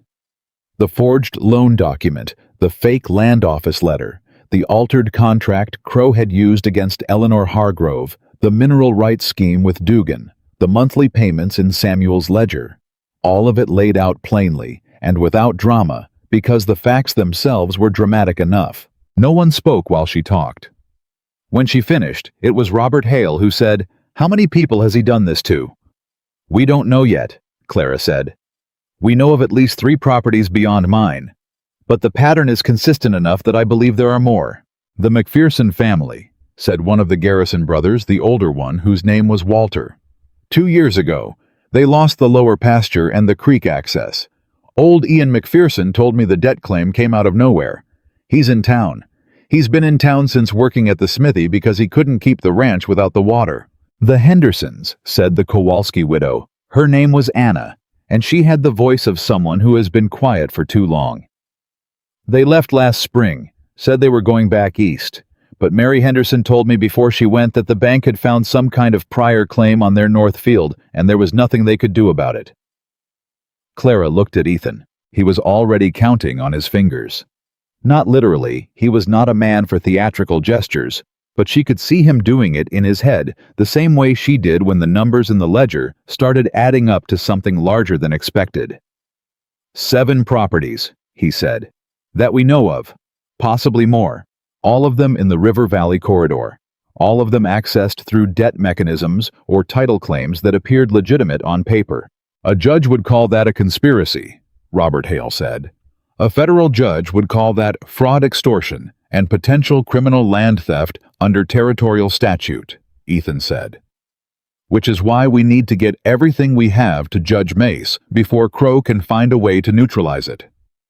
"Mace doesn't come until January," Walter Garrison said. "We're not waiting for January," Clara said. Everyone looked at her. "We send a writer to Helena," she said. "Today. Someone fast, someone Crow doesn't know, with a full written account of the conspiracy and copies of the key documents. We petition for an emergency judicial proceeding." She looked at Ethan. "Is that possible?" "If the petition is strong enough," he said, "and if the right person delivers it." "I'll go," said a voice from the back of the kitchen. Everyone turned. It was Thomas. Clara started to say no, and stopped herself because Thomas was 22 years old, and he could ride better than anyone in the room, and he was right, and she knew it, and he knew she knew it. "You take the copies," she said. "Not the originals. The originals stay here." "Agreed," Thomas said. "You don't stop in Red Hollow for any reason. You don't talk to anyone about where you're going. You ride the southern route past Seco Creek, and you don't come back until you have a response from the circuit court office." "Understood." She looked at him for a long moment. He looked back at her with those 2 old eyes in a face that was so much like their father's, she sometimes lost her breath at it. "Be careful," she said. "Always." He said, which was not entirely true, but was the right thing to say. He left within the hour, and that was the moment Clara would later realize when Nathaniel Crow should have been afraid. He wasn't. Not yet. He didn't know what was moving against him, the copies riding south in Thomas's saddlebag, the kitchen full of Valley families comparing stories, the woman at the center of it all who had stopped being afraid somewhere between the whip and the burning barn and had started being something else entirely. But he found out sooner than she expected. Finch arrived at the ranch at midday. He came alone, which surprised her, and then she understood alone was a message. Alone said, "I don't need men to come here because I'm not afraid of you." Alone said, "This is a civil conversation between reasonable people." Alone said, "There is still a way out of this that doesn't end badly for you." Clara met him at the gate. She did not invite him in. Ethan stood on the porch visible, saying nothing. Widow Whitmore. Finch had his paper again. He always had a paper. Mr. Crow wishes to express his regrets regarding the unfortunate incident with your barn. Does he? He believes it may have been the result of a misunderstanding among some of his employees who acted outside their authority, and he is prepared to offer compensation for the loss. How generous, Clara said. In addition, Finch continued his tone, smoothing out the way oil smoothed over water covering without mixing. Mr. Crow is prepared to restructure the debt arrangement to allow you to remain on the property in a tenant capacity while the legal matters are resolved. Clara looked at him. A tenant, she said. On favorable terms. Minimal rent, first right of renewal, full use of. He wants me to sign over ownership and pay him to live on my own land, Clara said. Finch paused. Reset. That's a somewhat reductive characterization of. Is the word tenant in this document? Another pause. The specific language. Is the word tenant in this document? Not a question. A wall. Finch's composure was very good. She gave him that. There are terms that would require a change in the ownership notation. Yes, pending resolution of the outstanding debt. Mr. Finch, Clara said, and her voice was so calm it surprised even her. I want you to go back to Nathaniel Crow and tell him that I have copies of the forged loan document, the fraudulent land office letter, Mrs. Hargrove's altered contract, and Mr. Dugan's mineral rights documents, and that those copies are no longer on this property, which means burning my barn a second time will accomplish nothing except adding another crime to the list that a federal judge is going to review. She paused. Tell him I said that, specifically. Finch stared at her. Something had happened behind his eyes. The composure was still there technically, but underneath it, something had shifted, and she recognized it because she had felt it herself once, the specific sensation of a plan encountering a reality it was not prepared for. Mrs. Whitmore, he said, and his voice was different now, less managed. You are making a serious mistake. I've made several in the last 18 months, she said. The most serious was believing that if I was patient and careful and did everything correctly, powerful men would eventually do the right thing. That was the mistake. She held his gaze. I won't make it again. Finch said nothing. He turned his horse and rode back toward Red Hollow. Clara watched him go. Behind her she heard Ethan's boots on the porch steps, and then he was beside her and they watched together until Finch was out of sight. He'll report directly to Crow, Ethan said. Yes. Crow will know about Thomas. He'll guess, Clara said. He won't know for certain, and he won't be able to stop it. She paused. How long does Thomas need to get clear of the valley? At the pace he'll ride 4 hours to the county line, 6 to the first way station with telegraph access. Ethan looked at her. The petition needs to reach Helena by tomorrow morning to do any good before Crow can move legally to suppress it. Can Thomas make that happen? That boy can ride, Walter Garrison said from the doorway, where he had apparently been listening without apology. And he's got reason enough to push hard. Clara turned back toward the house. The group inside had grown while she was dealing with Finch. More people had arrived, word spreading through the valley in the way that word always spread faster than horses, and by routes no one could quite trace. The kitchen was full again, voices low and serious, and when she came back inside, they all looked at her the way people looked at someone they had in the last few hours decided to trust. She had not asked for it. She understood standing in the doorway of her dead husband's kitchen that it was both a gift and a weight. All right, she said. Let's talk about what happens when Crow moves next. Because he will move next, and we need to be ready. What happened next came faster than any of them had anticipated, and from a direction none of them had fully considered. It was Walter Garrison who brought the news, arriving back from a trip into Red Hollow 2 hours before sundown, with the look of a man carrying something hot. Crow's called a meeting, Walter said. Tonight. The main hall. All property holders in the valley, by invitation of the First Commercial Bank to discuss, and I'm quoting from the notice he's had posted, the security and legal standing of land titles in the Red Hollow region. The room went quiet. Clara thought about this. He's going to move against the other families before they can come to us, she said. He's going to offer them something. Ethan said.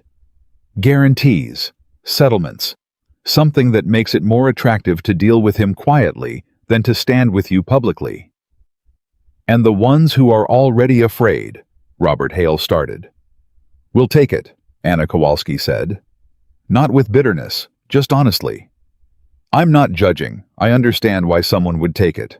I know, Clara said. Which is why we need to be at that meeting. The silence that followed was the kind that comes right before people start doing the mental arithmetic of risk. He'll have men there, Walter said. He'll have Pruitt there, Ethan said, which was a different and more specific concern. I know, Clara said, but if we're not there, he speaks to the valley unchallenged. He makes his offers and his promises and his quiet threats without anyone present who can contradict him. And some people who are right now sitting on the edge of choosing our side will choose his instead because his is the side that showed up. Ethan looked at her. You want to walk into a room that Crow controls in front of witnesses he's curated and challenge him publicly? Yes. With Pruitt there? Yes. Knowing he may be planning to use the meeting to formally initiate some legal proceeding against you. If he tries to initiate a legal proceeding in a public meeting in front of a room full of property owners, that proceeding becomes public record, Clara said. Everything said in that room becomes part of what we present to Judge Mace. Crow is careful. He doesn't like public record. If he tries to move against me openly in a room full of witnesses, he's giving us exactly what we need. Ethan was quiet for a long moment. Then he said, I'll be there. I know, Clara said. I mean, I'll be there with you, in the room. She looked at him. Crow's men won't be happy about that. No, he said. They won't. There was something in his voice that was not bravado, not performance, just a plain and uncomplicated statement of fact from a man who had made his calculation and arrived at his answer and was not interested in revisiting it. She had met very few people in her life who operated that way. She found she was glad to be standing beside one now. They rode into Red Hollow as the sun went down. Clara and Ethan and 4 of the Valley families who had decided together around her kitchen table that appearing at the meeting was better than staying home and wondering what was decided. The main hall was lit up, and the street outside it was busy with horses and wagons, more people than she'd expected. She scanned the faces as they approached and saw the full spectrum of Red Hollow people who'd been afraid people, who'd been complicit people, who'd been neither, and were still trying to understand which side to land on. She saw Sheriff Pruitt standing near the door, thumbs in his belt loops, watching her ride in. She met his gaze and held it, and did not look away first. He was the one who looked away. She rode to the hitching rail and dismounted, and Ethan was beside her, and when she walked toward the hall door, the crowd parted with the particular complex silence of people who have been waiting to see what happens next. She pushed the door open. Nathaniel Crow was at the front of the room. He was 62 years old, broad in the shoulders, with the look of a man whose authority had never seriously been challenged, the look of someone who had decided long ago that power was the natural state of things, and that any disruption to it was simply a problem to be managed. He wore his good coat. He had his lawyer beside him, a man she didn't recognize, which meant he'd brought someone in from outside the territory, which meant he had been planning this for longer than yesterday. He saw Clara walk in, and for just one moment, the briefest fraction of a moment there and gone before most people in the room could have noticed it, something moved across Nathaniel Crow's face that was not confidence. Clara walked to the center of the room and stood there in front of everyone, and she did not sit down and she did not speak yet. She just stood there with her back straight and her hands at her sides, and every mark Crow's whip had left on her back burning with a dull persistence that she had by now decided to be grateful for, because it reminded her of exactly what kind of man she was standing across the room from. Crow recovered quickly. He was good at recovery. Mrs. Whitmore, he said with the tone of a man graciously acknowledging an unexpected guest. I hadn't expected to see you tonight. I know, Clara said. That's why I came. The room held its breath. She looked out at the faces. All those faces she had memorized in the square 2 mornings ago. All the people who had watched and said nothing, and some new faces too. People from further in the valley who had their own memories of Crow and their own reasons to be standing in this hall on a winter night, wondering which way things were going to fall. "My name is Clara Whitmore," she said loud enough for the room. "This man forged my husband's signature on a loan document dated 2 months after my husband's death. He sent me a fraudulent letter from a non-existent land office official to trick me into describing my own property in writing. He altered Eleanor Hargrove's contract after she signed it to steal her grazing rights. He manufactured a mineral rights claim against Pete Dugan to collect a percentage of ore that legally belongs to Dugan alone. And he has done the same or similar to at least 4 other families in this valley that I know of, and possibly more." She let that land. The room was completely still. Crow's face had gone through 3 different expressions in the space of 5 seconds, and he had settled on dangerous. "Mrs. Whitmore." His lawyer started smooth and practiced. "These are very serious and very irresponsible. The documents are already on their way to the circuit court in Helena," Clara said. "Copies, multiple sets, in the hands of people Crow cannot stop." The lawyer stopped. Crow did not move, but something in his posture had changed, and Clara watched it change, and she felt not triumph. Nothing so clean as that, but the particular sensation of a door opening that had been locked for a very long time. "Anyone in this room," she said, "who has a story about a debt that appeared from nowhere, a contract that changed after signing a title claim that didn't make sense, I want to hear it. Tonight. Right now. Because in 8 weeks, Judge Harlan Mace arrives in Red Hollow, and I intend to have every one of those stories documented and ready for him." The silence stretched. Then Ian McPherson, who had been standing near the back wall with the posture of a man who had spent 2 years trying to make himself invisible, took 1 step forward. 1 step. And that was enough, because Robert Hale took a step, and Anna Kowalski, and both Garrison brothers, and 3 more people Clara didn't know stepping forward from the crowd with the particular irreversible quality of people who have finally, at considerable cost, decided to stop being afraid. Crow watched it happen. Clara watched him watch it happen. And she saw the moment he understood that this was not going to end the way he had planned it. She had been tied to a post 3 days ago. She was standing in the middle of his room in front of his people, and they were choosing her. Ethan was beside her, not in front of her, not behind her, but beside her. And she felt his presence, the way she felt the warmth from a fire in a cold room, present, steady, something to orient toward without needing to depend on. She looked at Nathaniel Crow across the room, and she did not look away. "You made a mistake," she said quietly, just for him. "You thought I was the kind of woman who would break." Something moved in his expression, not quite acknowledgement, not quite anything she had a name for. "This isn't over," he said. "No," she agreed. "It isn't, but it's different now." She turned back to the room, to the people who had stepped forward, to the faces that were still deciding, to the vast and complicated business of what came next, and she began. Show more. The meeting did not end cleanly. Nothing that important ever did. People talked for 2 hours in that hall, voices overlapping, stories coming out in fragments and half-sentences, and the particular halting rhythm of people who have been silent for a long time and are not yet sure how much it costs to speak. Clara stood at the center of it and listened to all of it, every story, every detail, every name and date and document description, and she listened the way she went through ledgers, cataloging, connecting, building the shape of something that had been invisible until this moment, because no one had been in a position to see all the pieces at once. Crow left 20 minutes into it. He did not storm out. He was too careful for that. He simply stood, exchanged a quiet word with his lawyer, and walked to the door with the measured pace of a man who had decided that the room no longer served his purposes, and was removing himself with dignity intact.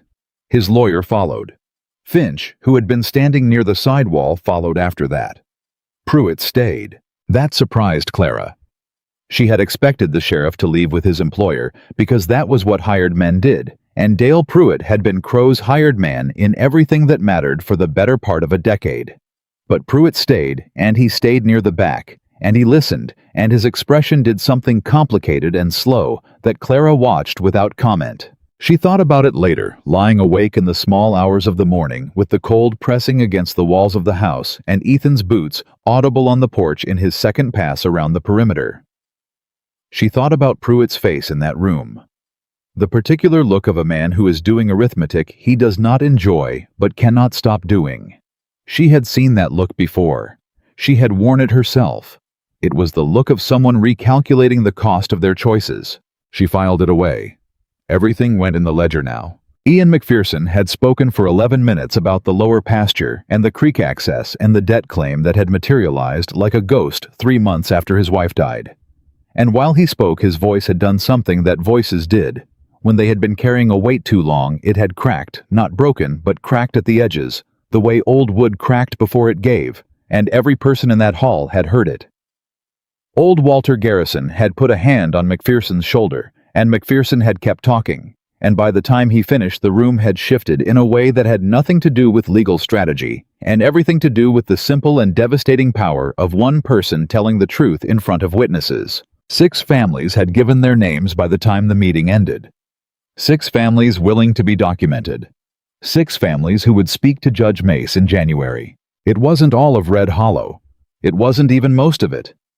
There were people who had slipped out while McPherson was talking, people who would go home and bolt their doors and hope that their particular silence would be enough to keep them safe.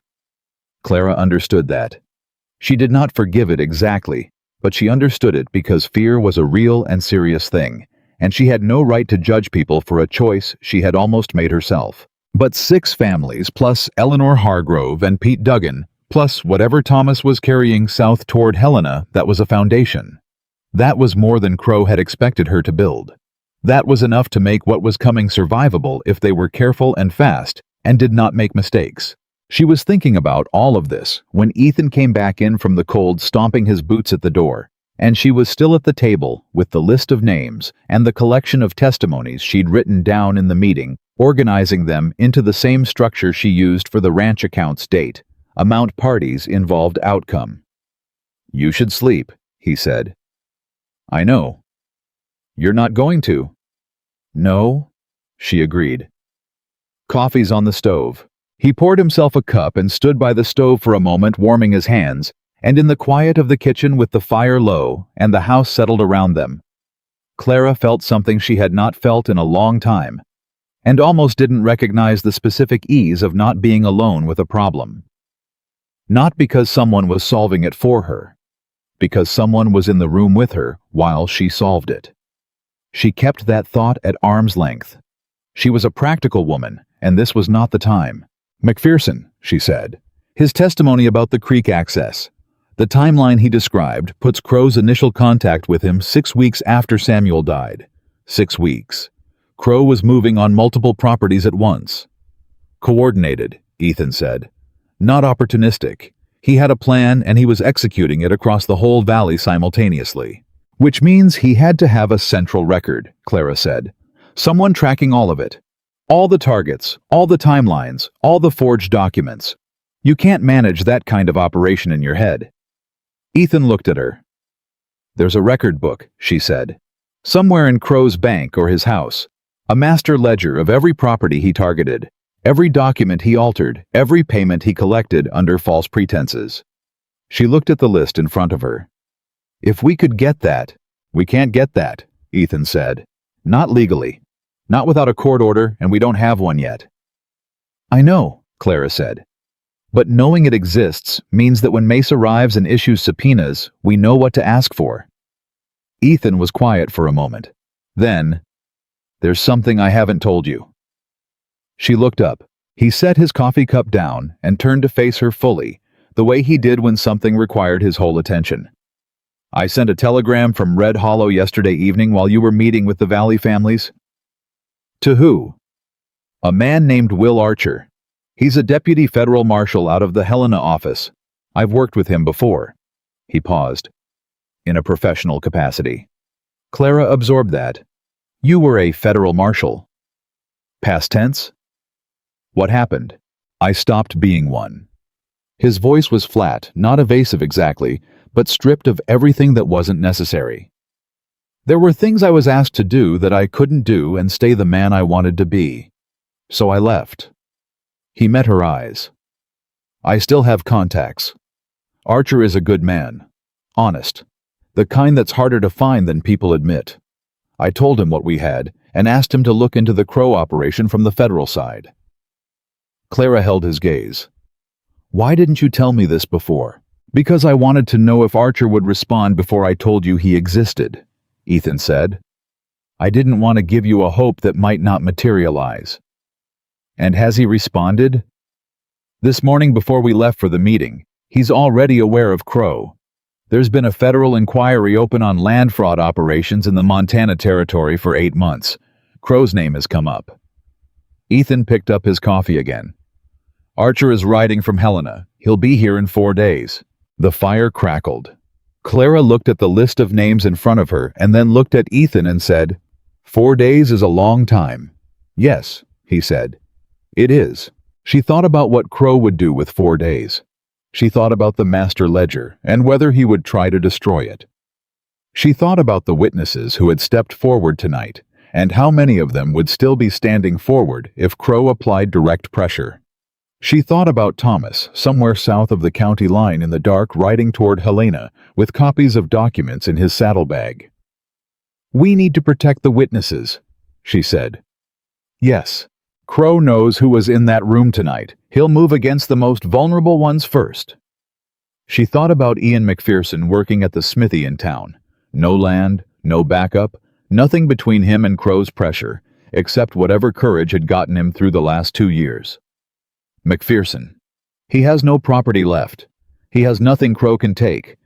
But he can be threatened or hurt or frightened badly enough to recant. Who else? Anna Kowalski. She's alone since her husband died and she's already lost cattle. One more incident and she'll lose the herd. Clara's voice was steady, but the anger underneath it was not. Crow will know exactly who to squeeze, Ethan said. Then we move people around. McPherson can stay somewhere Crow doesn't know. The Garrison brothers have the livery, they have space, they have walls, they're not an easy target. Anna Kowalski can go to Eleanor Hargrove for now. He paused.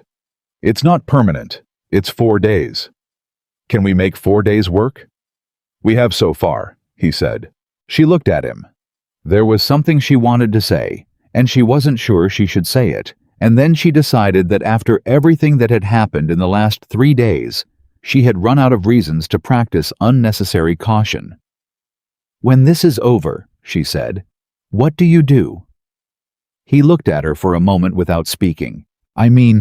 She stopped, restarted. You said you left the marshals because you were asked to do things you couldn't do. That's what you've been doing since.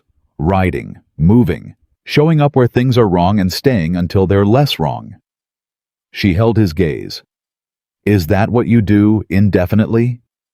I hadn't thought much past indefinitely, he said. That's an answer, she said. It's the honest one. She nodded. Let it rest. There were 4 days to get through first and a federal marshal coming, and Nathaniel Crow somewhere in the darkness planning whatever came next, and none of the rest of it could be addressed until those things were resolved. But she had asked, and he had answered honestly, and that was more than she'd had yesterday. The first pressure came at dawn, as she had known it would. Crow did not send men to the ranch this time. He sent a letter, delivered by a boy from town no older than 14, who handed it over at the gate, with the look of someone who had been paid to deliver something and wanted very much to have no further association with it.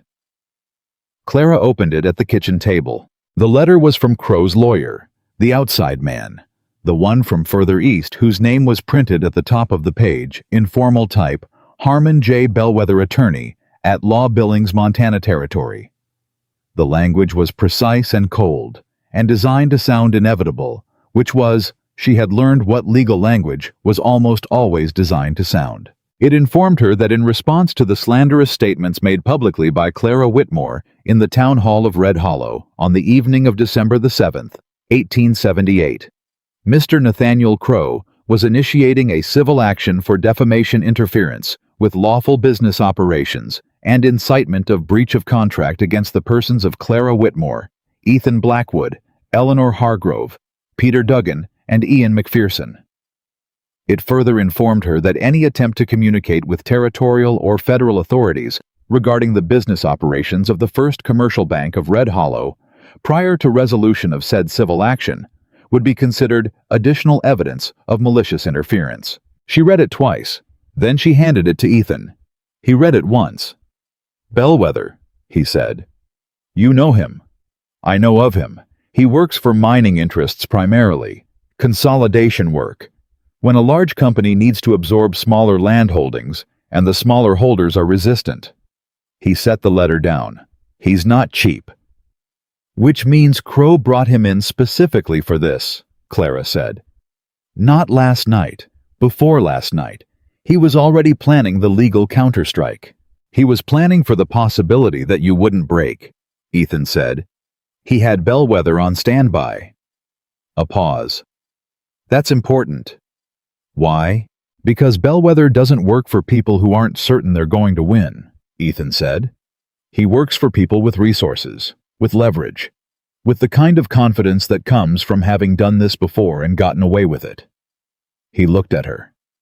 "He's going to try to use this civil action to delay any federal proceeding, to create procedural complications that keep everything tied up in territorial court, where Crow has influence, instead of moving to the federal level where he doesn't. Can he do that?" "He can try. Whether he succeeds depends on how fast Archer moves and what authority he brings with him." Ethan picked up the letter again and looked at the date notation at the top. "Bellwether filed this morning, before 8 o'clock. He was awake before dawn writing this." "He wrote it last night," Ethan said. "He was ready. He watched what happened in that hall, and he went back to wherever he's staying, and he wrote it immediately." Clara was quiet for the moment, thinking about a lawyer she'd never met, sitting in a hotel room in Red Hollow, at midnight, writing documents designed to strangle everything she'd built in the last 3 days. "Thomas," she said. "Yes," Ethan said. "The timing of Thomas getting to Helena and getting a response matters a great deal more now than it did yesterday." She stood up. She was done sitting. She needed to move. "What do we do about the civil action?" "We don't respond to it directly. Responding legitimizes it and costs time." Ethan stood too. "We move forward exactly as planned. We protect the witnesses, we hold the documents, and we get everything ready for Archer's arrival." "And Bellwether. Bellwether is good at his job," Ethan said. "But he's never had someone standing across from him who had 3 sets of documents in 3 different locations and a federal inquiry already open on his client." He looked at her steadily. "He has leverage. He doesn't know he's already lost." The next 2 days were the kind of days that existed almost entirely in the muscles, the constant low-level physical state of alertness that came from knowing that danger was real and close and waiting for an opening. Clara moved between the ranch and the Garrison livery, and Eleanor Hargrove's property, and back again, coordinating the repositioning of witnesses with the particular logistics of moving people without drawing attention, which was harder than it sounded in a small valley where everyone knew everyone else's horses. McPherson moved to the Garrison livery on the first afternoon quietly through the back way.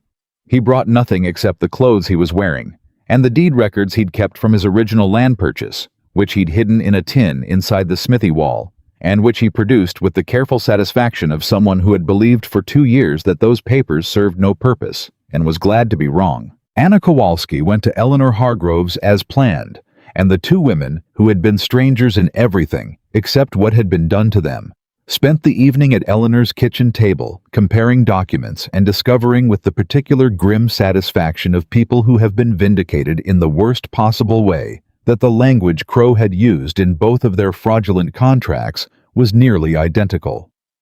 Same phrasing, same clause structure, same obscure condition buried in the middle of paragraph 4 that enabled the renegotiation of terms at the bank's discretion. "It's a template," Eleanor said when Clara came by that evening and they showed her. He used the same document on everyone, Anna said. Just changed the names and the numbers. Which means one analysis of the template applies to every victim, Clara said. If we can show a judge the template and 6 examples of it in use.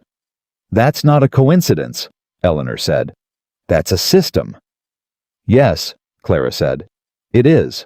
She rode back to the ranch in the dark, and Ethan met her at the gate, and she told him about the template, and she watched something sharpen in his expression that she had learned to recognize as the look of a man revising his assessment upward.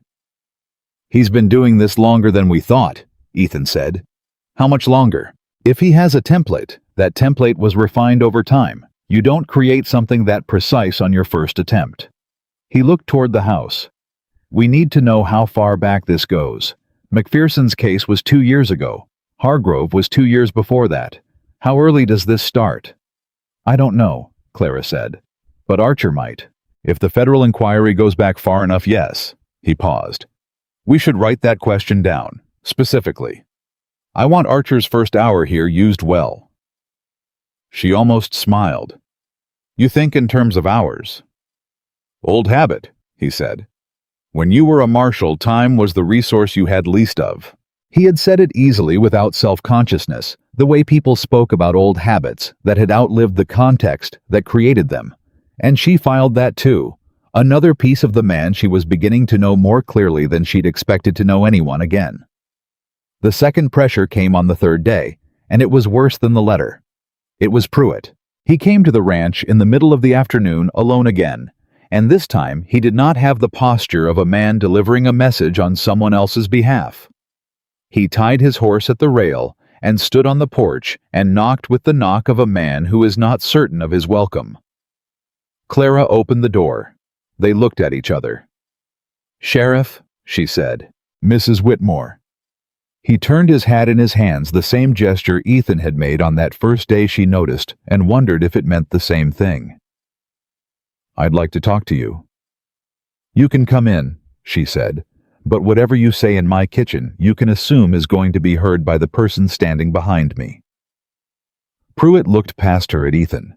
He nodded once, the nod of a man who has accepted terms he did not set. He came inside. He didn't sit. He stood in the kitchen with his hat in his hands and his jaw working slightly the way jaws worked when people were organizing things they had been carrying for a long time and were trying to find the right order to set them down in. I've been working for Crow for 7 years, he said. I know, Clara said. Some of what I did during those 7 years I'm not proud of. He kept his eyes on a point just past her shoulder, not evasion exactly, more like a man staring down something large. Not the kind of unpride that keeps you up at night, necessarily, not at first, but the kind that accumulates. He stopped. I was in the square when his men used the whip on you. I saw you, Clara said. Yes, ma'am. His voice went rough at the edges. I did nothing. No, she said. You didn't. The silence sat between them like a third person. I'm not here to apologize, he said. I don't imagine an apology means much at this point. What are you here for? He finally looked directly at her. The master ledger you were talking about.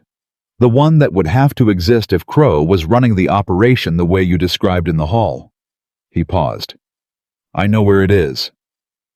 The kitchen went very still. Clara heard Ethan take one slow breath behind her. Go on, she said. He keeps it in the bank's private office. Floor safe behind the painting of the Yellowstone Valley that he had put up about 4 years ago. The combination is his wife's birth year. Pruitt's voice was flat and steady, and carrying the specific weight of a man who has decided to cross a line he knows he cannot uncross. It's a black leather ledger thick with brass corner pieces. He updates it himself. No one else handles it. Clara kept her voice even with considerable effort. You've seen it. Twice, Pruitt said. Once by accident once, because I needed to understand what I was part of. He swallowed. The accident was 3 years ago. That's when I started understanding what he was really doing. The second time was last year, and I should have done something then. I didn't. Why are you doing it now? Ethan asked from behind her, and his voice was not unkind. but it was careful in the way of someone who has seen men confess things for a variety of reasons and knows the difference between guilt and strategy. Pruitt looked at him. "Because I watched McPherson speak in that hall the other night," he said. "And McPherson was a good man. He had a good ranch and a good wife, and he lost both of them. And I helped Crow keep him from fighting back 2 years ago by making sure the investigation went nowhere. And McPherson stood up in that hall and his voice cracked and I—" He stopped, set his jaw. "I'm done," he said. "I'm just done." Clara looked at him for a long time. "The ledger," she said. "Can we get it legally? With proper authority?" "With a federal warrant, the bank can be searched," Ethan said. "If Archer brings the right paperwork." "He won't have time," Pruitt said. "Crow knows someone's coming from Helena. He has a contact at the telegraph office." His voice was matter-of-fact and awful. "He's been reading incoming messages that reference federal authority. He'll move the ledger before any warrant can be served. He may already be planning to." "How much time do we have?" Clara asked. "If I had to guess," Pruitt said, "until tomorrow morning. He'll move it tonight if he thinks it's at risk." Clara looked at Ethan. Ethan looked at her. "Archer gets here tomorrow," Ethan said. "Tomorrow afternoon," Clara said. "If he moved fast from Helena," Ethan said. "If the roads held, if the horse didn't throw a shoe." He let that sit. It might be enough. It might not. "There's another way," Pruitt said. They both looked at him. "I'm still the sheriff of Red Hollow," he said. "I still have standing to open an investigation under territorial statute. If I document a credible report of fraud and initiate a formal inquiry, I can access the bank with authority to secure evidence before it's destroyed. It won't be pretty.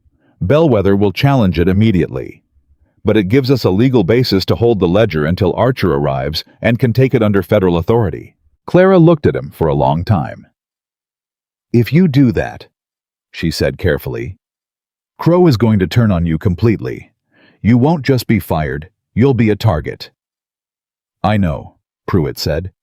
"And given what you've just told us about your role in keeping investigations from going anywhere, you may face consequences of your own from the federal side." "I know that too," he said. She let the silence sit. Let him sit in it. Let him feel the full weight of what he was offering, because a decision made without full understanding of its cost was not a decision that would hold. Then she said, "Will you do it now tonight?" Pruitt put his hat back on his head.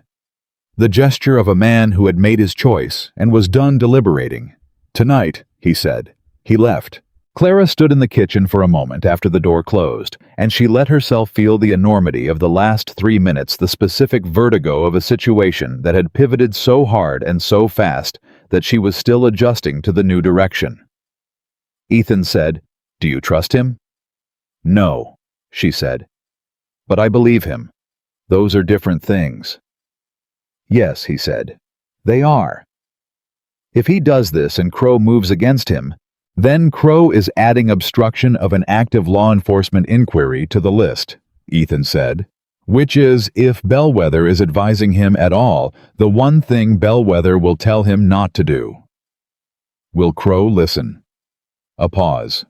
"Men like Crow," Ethan said, "when they start to feel the walls closing, usually don't listen to anyone." She thought about that. "Then tonight is when it gets dangerous." "Yes. I want Eleanor and Anna moved again, somewhere Crow wouldn't think to look." "The church," Ethan said.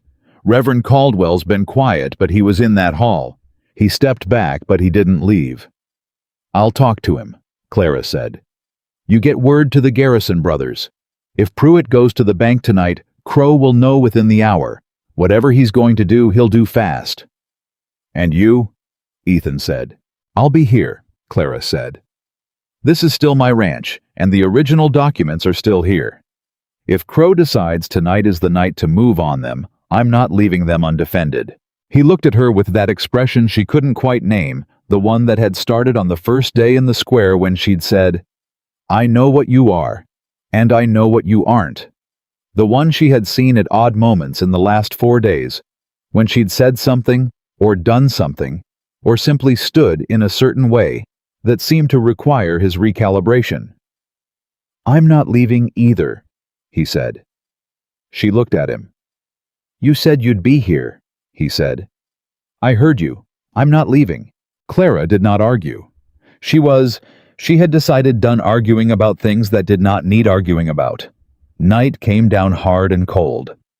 Pruitt moved on the bank at 9 o'clock.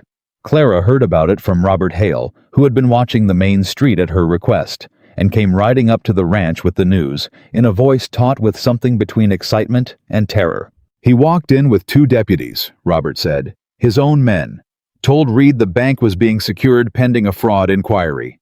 Reed tried to stop him, and Pruitt told him I heard it. I was right there. He told him to get out of the way or spend the night in a cell." "Reed got out of the way," Clara said. "He got out of the way," Robert said. "The safe?" "Pruitt had the combination," Robert said. "The ledger was there. He took it. It's in the sheriff's office right now under lock." Clara exhaled. "Where's Crow?" Ethan asked. Robert's expression shifted. "That's the thing. Nobody knows. He wasn't at the bank. He wasn't at his house. His lawyer Bellwether is at the hotel, and he came out and started shouting about unlawful search and made about 4 threats in as many minutes. But Crow himself..." He shook his head. "Nobody's seen him since this afternoon." The silence that followed had a different texture than the silences before. "He ran," Clara said. "Maybe," Ethan said. "Or he's moving somewhere we're not watching." She thought about what was undefended. The witnesses were repositioned.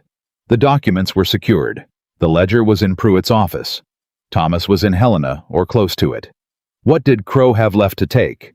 The answer arrived before she finished the thought, and it arrived with hoofbeats. Not the measured hoofbeats of a single rider.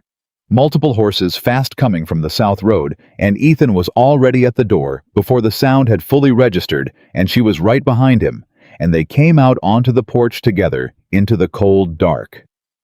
3 riders. They pulled up hard at the gate, and the one in front was breathing with the particular ragged effort of someone who had covered ground very fast.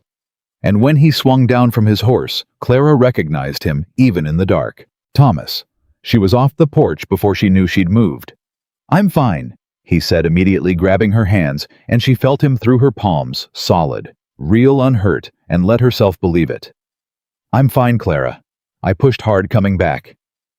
He reached into his coat and pulled out a folded document with an official seal. "But you need to read this right now." She took it. Ethan held up the lantern. The document was a federal emergency injunction issued by the Office of the Circuit Court of the Montana Territory at the request of Deputy Federal Marshal William Archer, authorizing the immediate suspension of any civil or property actions connected to the named parties and the pending fraud inquiry, pending a federal judicial review. It was dated yesterday. "Archer is behind me," Thomas said. "An hour, maybe less. He's been riding since before dawn." He looked at Ethan. "He said to tell you he got your telegram, and he said, and I'm quoting, that man always did have good timing." Something moved across Ethan's face that was not quite a smile, but was the first cousin of one. Clara looked at the document in her hands. An injunction. Federal authority. Everything Bellwether had tried to prevent arriving 48 hours ahead of when Crow had calculated it could possibly arrive. "Crow," she said. "He knows," Thomas said. "Or he's about to. I passed his rider on the south road heading north fast. I think Crow has someone watching for federal approach, and that rider's going to him with the news right now. Which is why Crow disappeared this afternoon," Ethan said. "He wasn't running, he was positioning. He had a contact watching the Helena approach, and he was waiting to see if the federal response came in time." He looked at Clara. "He's going to move right now, tonight. Whatever he's been planning as his last option." "What is his last option?" Thomas said. But Clara was already there. She'd been building toward it for the last 20 minutes, the same way she built toward a discrepancy in the ledgers following the logic where it led, past the point where she wanted to stop, to the answer that was waiting at the end. "The original documents," she said. "He can't touch the ledger Pruitt has it. He can't stop the injunction Thomas has it. He can't undo what happened in the hall. There were too many witnesses. She looked at Ethan. But if the original forged loan document disappears, the one with Samuel's signature, the copies become harder to verify. A good lawyer argues that copies without originals are insufficient. Bellwether argues it, Ethan said. Yes. She looked at the house. The originals are in my bedroom. Under the floorboard, Ethan said. She stared at him. I heard you that first night, he said without apology. I wasn't going to let you be the only one who knew where the most important documents in the valley were hidden. She would address that later. Later, when Crow was dealt with and the injunction was filed and Thomas was asleep, and she had a moment to feel something other than the specific kinetic urgency of the last 4 days. The house, she said. He was already moving. They went inside fast, and Clara went straight to the bedroom and pulled the floorboard, and the oilcloth package was there exactly as she'd left it, and she held it and exhaled once, and then brought it to the kitchen and put it on the table. We don't leave it here, Ethan said. Not tonight. Not with Crow in the wind. Where? He thought for 3 seconds. Reverend Caldwell, he said. The church safe. Crow would expect you to run them to Pruitt's office, which is the obvious secure location. He won't expect the church. You think in contingencies, she said. Old habit, he said again. They moved. Thomas stayed at the ranch. She didn't argue this time. Someone had to be there, and Thomas had ridden for 2 days and was running on something past exhaustion. Robert Hale stayed with him. Ethan and Clara went to the church through the cold and the dark with the documents inside Clara's coat pressed against her chest. Reverend Caldwell answered the door in his nightclothes and listened to what they needed with the expression of a man whose conscience had been sitting uncomfortably on a hard bench for several days and was relieved to be given something to do about it. Yes, he said before she finished explaining. Yes, of course. He opened the church safe himself. A heavy thing bolted to the wall behind the altar, and Clara placed the oilcloth package inside with her own hands, and when the door closed and the Reverend turned the key, she felt something loosen in her chest that she hadn't fully realized was clenched. They were outside the church, walking back toward the horses when they heard the shot. One shot, flat and hard in the cold air from the direction of the main street. They looked at each other. Then they ran. The scene they found on the main street of Red Hollow was one Clara would spend a long time processing afterward. Crow was there, and 3 of his men and Pruitt was in the doorway of the sheriff's office, and there was a gun on the ground between them that had not been there before the shot. And Crow's right-hand man, the large one whose name she'd learned was Driscoll, was holding his shooting hand with the particular expression of someone who has just discovered that shooting at a federal document was a catastrophic error in judgment. Because the man standing between Driscoll and the sheriff's office with his own gun still level and his expression entirely calm was one she had not expected to see for another hour. Will Archer. Deputy Federal Marshal out of Helena, who had apparently been riding harder than Thomas had estimated, and who had arrived in Red Hollow at the precise moment that Nathaniel Crow had decided to take his last shot at suppressing evidence. Crow stood in the street with the look of a man watching all his calculations come undone simultaneously. Archer said in the voice of a man entirely accustomed to this kind of situation, Nathaniel Crow, I have a federal warrant for your arrest on 17 counts of fraud, land theft, forgery, and conspiracy to defraud territorial property holders. You can come with me now, or we can have a longer conversation. Your choice, and I want you to know that I have been writing for 14 hours, and I am not in a patient mood. Crow looked at his men, then at Bellwether, who had appeared from the hotel, and who was watching from the sidewalk with the expression of a lawyer who is already mentally composing his fee arrangement for the next phase. Then Crow looked at Clara. She was standing in the street with Ethan beside her, and she met his eyes across the distance between them. She thought about the square, about the post, about the cold and the rope and the faces of her neighbors choosing silence, about Samuel's name on a document he could not have signed, about the barn and the fire and Thomas riding south in the dark. She held Crow's gaze, and she did not look away, and she did not say anything because there was nothing left that required saying. Crow looked away first. Driscoll, he said very quietly. Driscoll stepped back. And Nathaniel Crow, the most powerful man in the Red Hollow Valley, the man who had owned the bank and the sheriff and half the land in the territory, walked toward Will Archer with the small, diminished steps of a man who has run out of room. Archer put the cuffs on him with professional efficiency. Clara exhaled. Beside her, Ethan's hand found hers in the dark briefly just for a moment, and she held it and let go, and neither of them said anything. And everything that needed to be said was contained in that single brief point of contact in the cold street of Red Hollow on a December night in 1878. Across the street through the window of the dry goods store, she could see light. Margaret Hale up at this hour watching through the glass with her hand over her mouth. Clara looked at her. This time Margaret Hale did not look away. The night Nathaniel Crow was arrested, nobody in Red Hollow slept much. Clara knew this not because she had surveyed the town, but because she had not slept herself.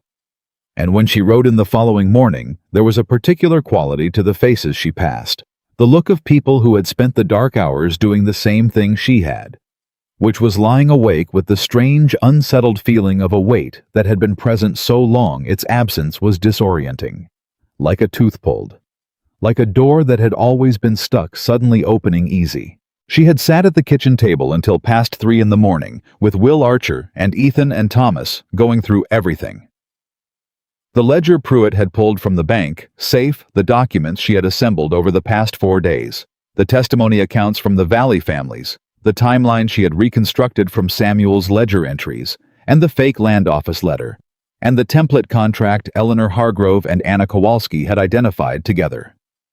Archer had listened to all of it without interruption, asking questions only when he needed clarification, writing in a notebook he kept in his breast pocket, with the efficiency of a man who understood that the quality of a case was determined by what happened in the first hours after an arrest. When she finished, he had closed the notebook and looked at her across the table and said, "Mrs. Whitmore, I have been investigating land fraud in this territory for 8 months. I have spoken with federal attorneys, territorial officials, and a considerable number of victims who were too afraid to say so publicly. In 8 months, nobody brought me anything close to what you put together in 4 days." Clara had said, "I had help." Archer had looked at Ethan. "I know," he said, and something passed between the two men that she didn't have the full context for and decided she didn't need tonight. "What happens now?" Thomas had asked. He was running on something past exhaustion. His eyes red-rimmed, his voice carrying the particular flatness of a young man who has pushed himself to his limit and come out the other side, and is only now beginning to understand what it cost. "Crow goes to Helena under federal escort," Archer said. "His men are detained pending determination of their individual involvement. Bellwether will file approximately 14 motions in the next 72 hours, which is his job, and which will slow things down, but will not stop them." He paused. "The injunction I brought means no property actions can move forward against any of the named families until the fraud case is resolved. That buys time. The ledger, if it contains what Sheriff Pruitt believes it contains, buys a great deal more than time." "And Pruitt himself?" Ethan had asked. Archer had been quiet for a moment. "Dale Pruitt came to me tonight and handed over evidence he had been suppressing for 2 years, he said. He also prevented the destruction of federal evidence at personal risk. Those 2 facts exist alongside the other facts about his conduct during those 2 years. He met Ethan's gaze. "I'm not in the business of pretending any of that is simple." "No," Ethan said. "Neither am I." That had been 3 hours ago.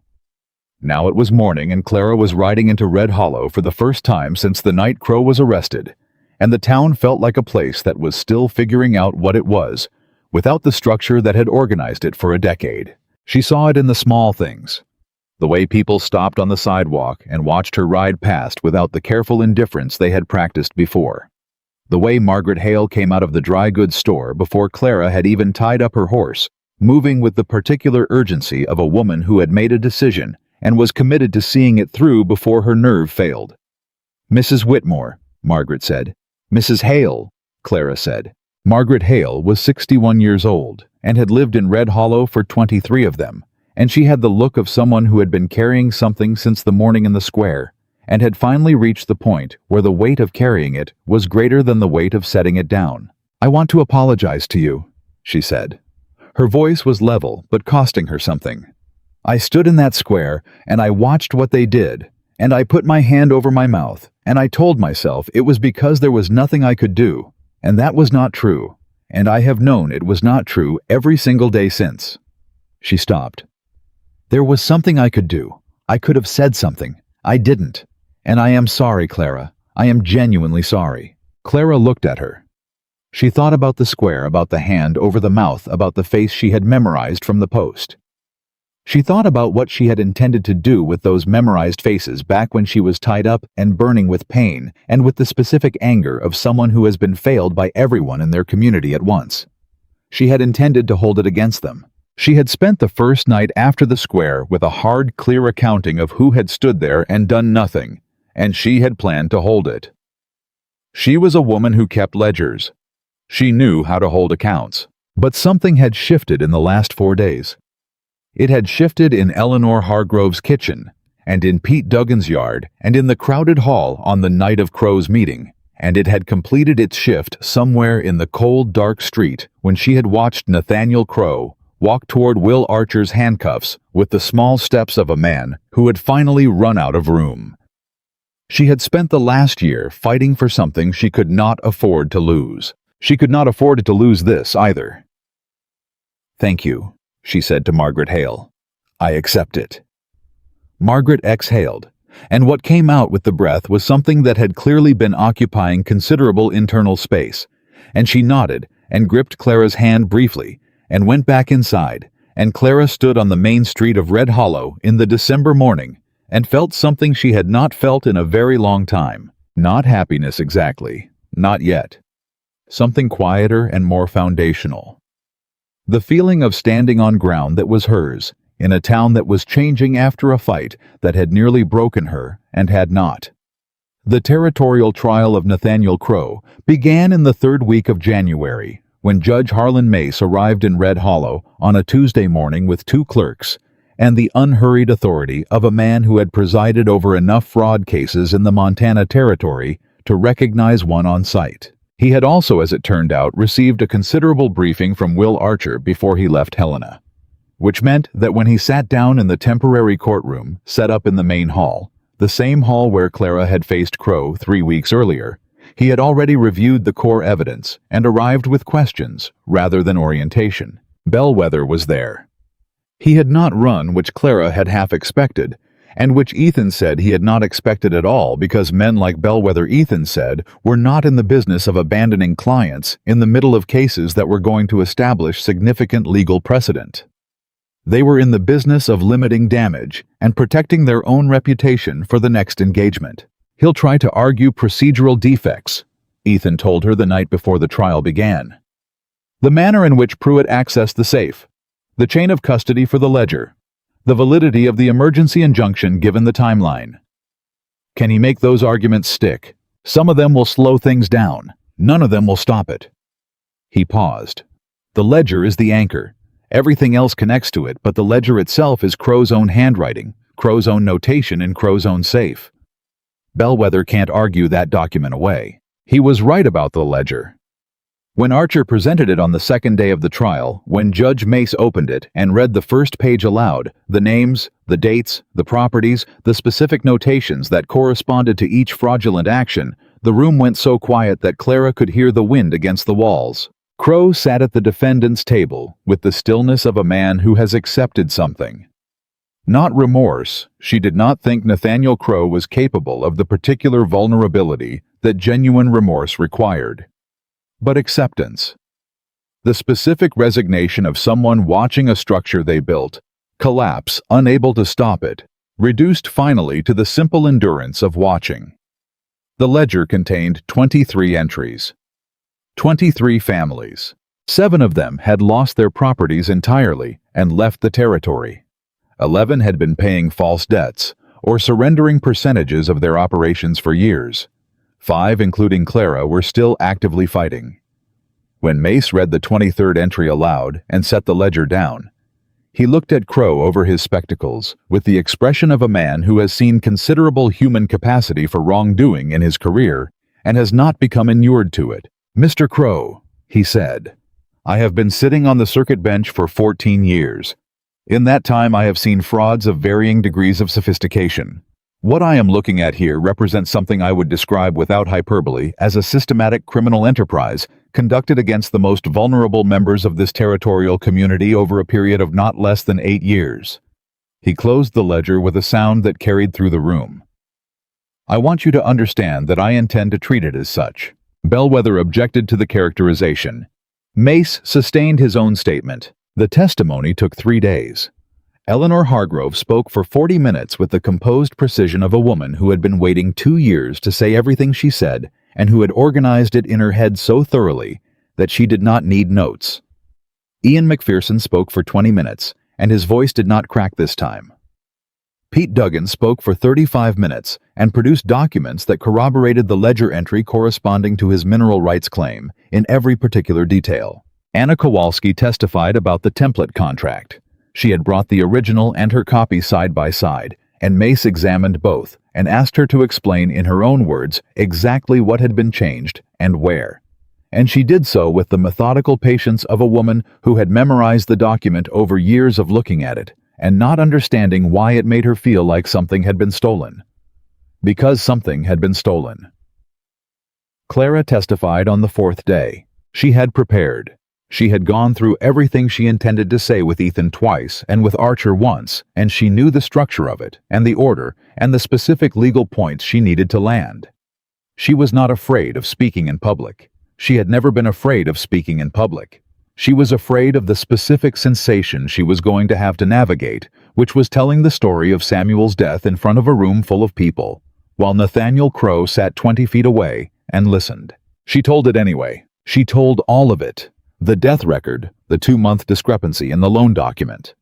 Date, the fake land office letter, the RH payments in the ledger that Archer had subsequently identified as belonging to a man named Roland Hatch, a minor functionary in Crow's bank, who had been paid to monitor the health and financial status of targeted property holders and report back.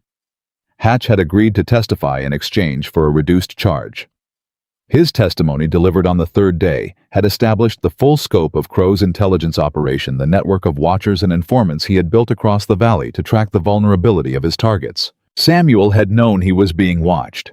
That was what the RH payments in the ledger had been: Samuel's attempt to buy information from Hatch about what Crow was planning to understand the threat before it arrived. He had been trying to protect the ranch without telling Clara he was afraid, which was the most Samuel thing she could imagine him doing, and which she had sat with in the quiet of several late nights, and felt a grief so specific and so complicated she did not have a name for it. He had known. He had tried to fight it in the only way he knew how. He had died before he could tell her. She told the court all of it, and her voice stayed level throughout. And when she finished, and Bellwether stood up for cross-examination and began asking his careful procedural questions designed to create doubt about document authenticity, she answered each one with the same direct calm she had used to answer Samuel's ledger discrepancies, following the numbers, not the emotion, until the numbers spoke for themselves. Bellwether sat down after 20 minutes. He did not ask further questions. The verdict came on the 7th day of the trial in the afternoon, with the winter light coming through the hall windows at the flat angle it took in December, and the room filled with almost every person in Red Hollow, and a considerable number of people from the valley who had ridden in to hear it. Mace read the findings in the methodical voice of a man delivering a technical document, because that was what a verdict was, a technical document. But the content of it was not technical in any way that mattered to the people sitting in that room. Guilty on 19 counts of fraud. Guilty on 7 counts of forgery. Guilty on 4 counts of criminal conspiracy to commit property theft. Guilty on 2 counts of evidence tampering. Guilty on 1 count of criminal intimidation. 33 counts total. The sentencing was 15 years in the territorial prison at Deer Lodge, with restitution to be determined by a separate civil proceeding that Mace appointed a special master to oversee. Crow did not speak when the verdict was read. He sat with his hands on the table, and he looked at something that was not in the room, and whatever he was looking at, Clara could not tell, and she found that she did not particularly need to know. She was looking at something in the room. She was looking at Ian McPherson, who was standing near the back wall with his arms crossed and his eyes wet. Not crying exactly, but close to it in the way of people who have held things together for so long that the release of tension finds its way out through whatever gap is available. She was looking at Eleanor Hargrove, who sat with her spine straight and her hands folded, and her expression carrying the particular complexity of a woman who had been right about something for 2 years, and whose vindication arriving at last was deeply satisfying and deeply insufficient simultaneously because it could not give her back the 2 years. She was looking at Thomas, who was beside her, who had ridden to Helena and back in 2 days on not enough sleep, and who had, without drama or complaint, done the thing that needed doing. At the moment it needed doing the way their father had raised them both to do. She was looking at Ethan. He was standing near the side wall, not in the front, not in the center, in the position of someone who is present without needing to be prominent. He had done that throughout the trial, been there, been available, been useful in every moment that required it, without requiring anything to be made of it. He had sat with Archer late into several evenings working through the evidentiary structure of the case. He had talked 2 of the more hesitant witnesses through their fear the night before they testified. He had at one point simply stood beside Pete Dugan in the hall outside the courtroom for 15 minutes without saying anything, because Dugan had needed presence more than words, and Ethan was a man who understood the difference. When the verdict was read, he found her eyes across the room. She held his gaze, and she felt in that moment the particular and complicated truth of the last several weeks, that the story she had been telling herself about what this fight was about, what winning would feel like, about what she would be when it was over, was not entirely the story that had actually happened.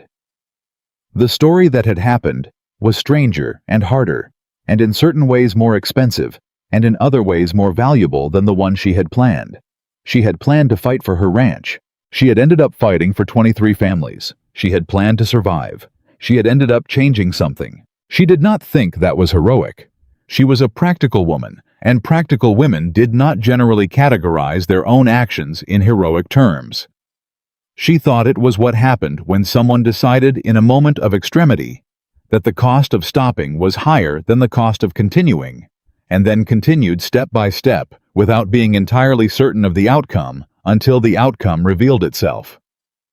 That was all. But she was beginning to understand quite a lot.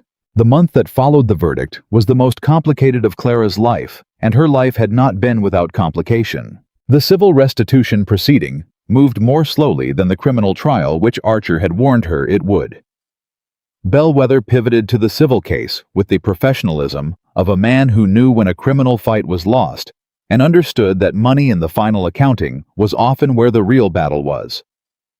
He filed objections to the special master's appointment, to the scope of the restitution order, to the valuation methodology being used to assess the properties Crow had stolen or damaged. He was still filing objections in February. Mace continued to rule against him steadily and without particular drama, the way a river continued to move downstream, regardless of what was placed in its path. The 7 families who had left the territory, who had loaded their wagons and gone east or west, or simply somewhere else broken by what Crow had done to them, were harder to reach. Archer's office sent letters. 3 families responded. 2 of them had lost too much to return. One, a family named Kettridge, who had gone as far as Oregon, wrote back to say they were coming home. Clara read that letter 3 times. The restitution for the Whitmore Ranch was settled in the 3rd week of February, and when Mace signed the order confirming her title, Clara was sitting in the same hall where she had testified and where the verdict had been read, and the document placed in front of her was her ranch, her family's land, the east pasture where Samuel had died, the graves in the northern corner, the river access, the ridge where the silver deposits would eventually be confirmed by a proper assayer, working for no one but herself. All of it confirmed in her name. She signed her name at the bottom, Clara Whitmore. Her hand was steady. She did not think about the post in the square. She thought about her mother's grave. She thought about the kitchen where she and Thomas had sat with Ethan the first night and laid the papers out and started building something from nothing.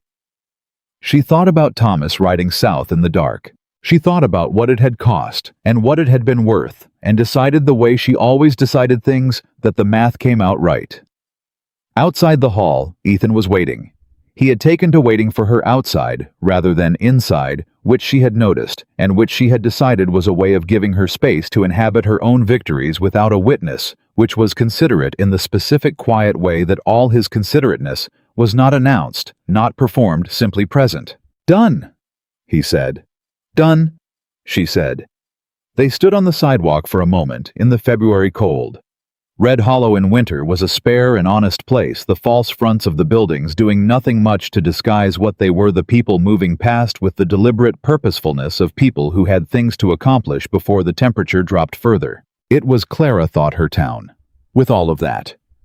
With the people who had watched and said nothing, and the people who had stepped forward late, and the people who had stepped forward early, and the people who were still figuring out which kind of person they were. Her town. Her valley. Her land.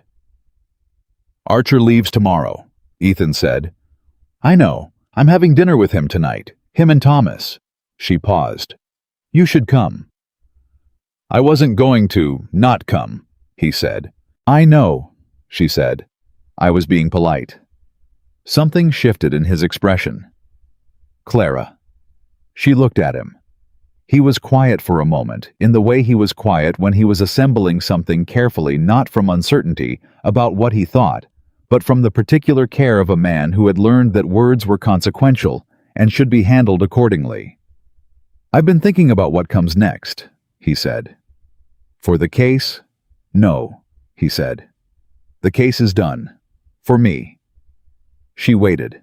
"I told you I hadn't thought much past indefinitely," he said. "That was true when I said it. It's less true now." He held her gaze. "I'm not built for staying in one place. I've spent too long moving to know for certain that I can stop. But I've been trying to imagine leaving this valley, and I find I can't get the picture to sit right." He stopped. "I'm telling you that because I think you should know it, not because I expect anything from it." Clara looked at him for a long time.